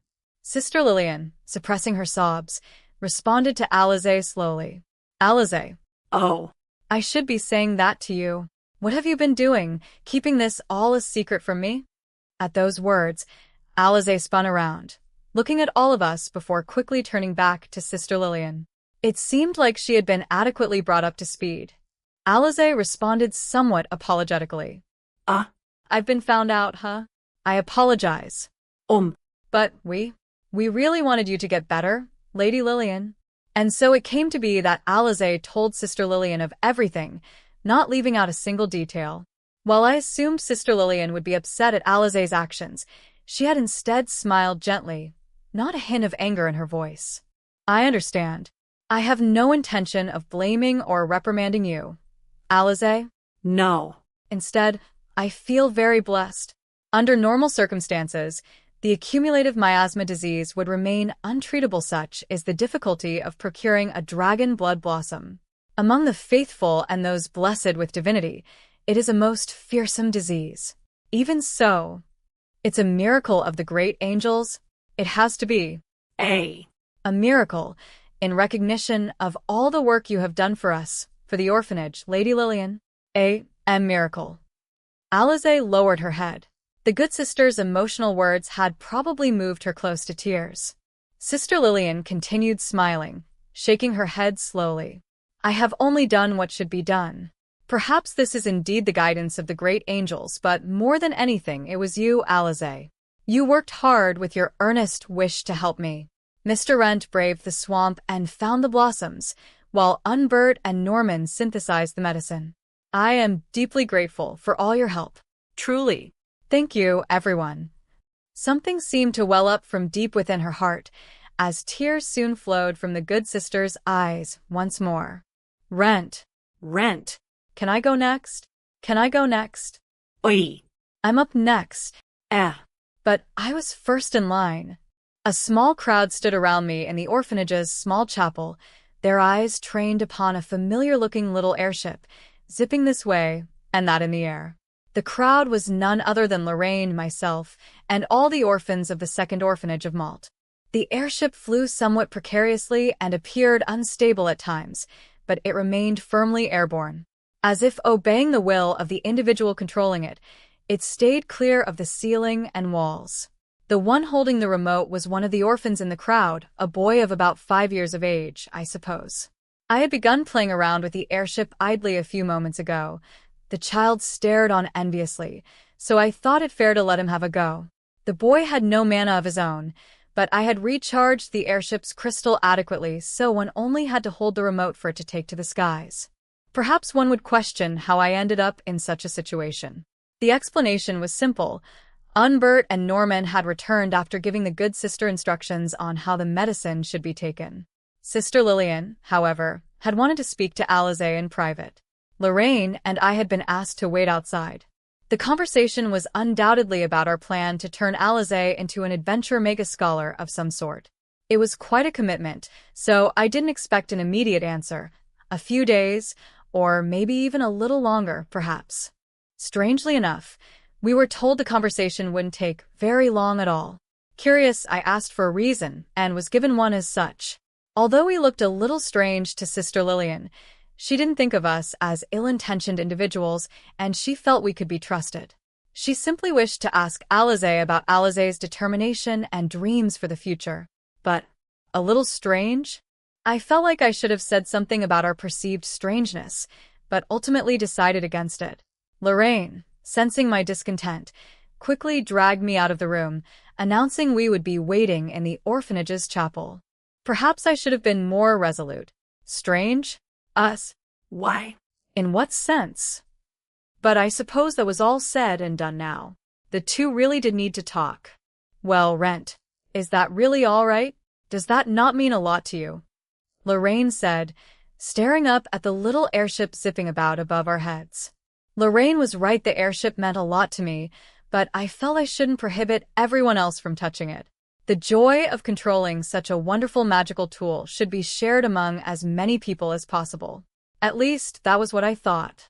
For that to happen, participants were required, but I was more concerned about the possibility of theft.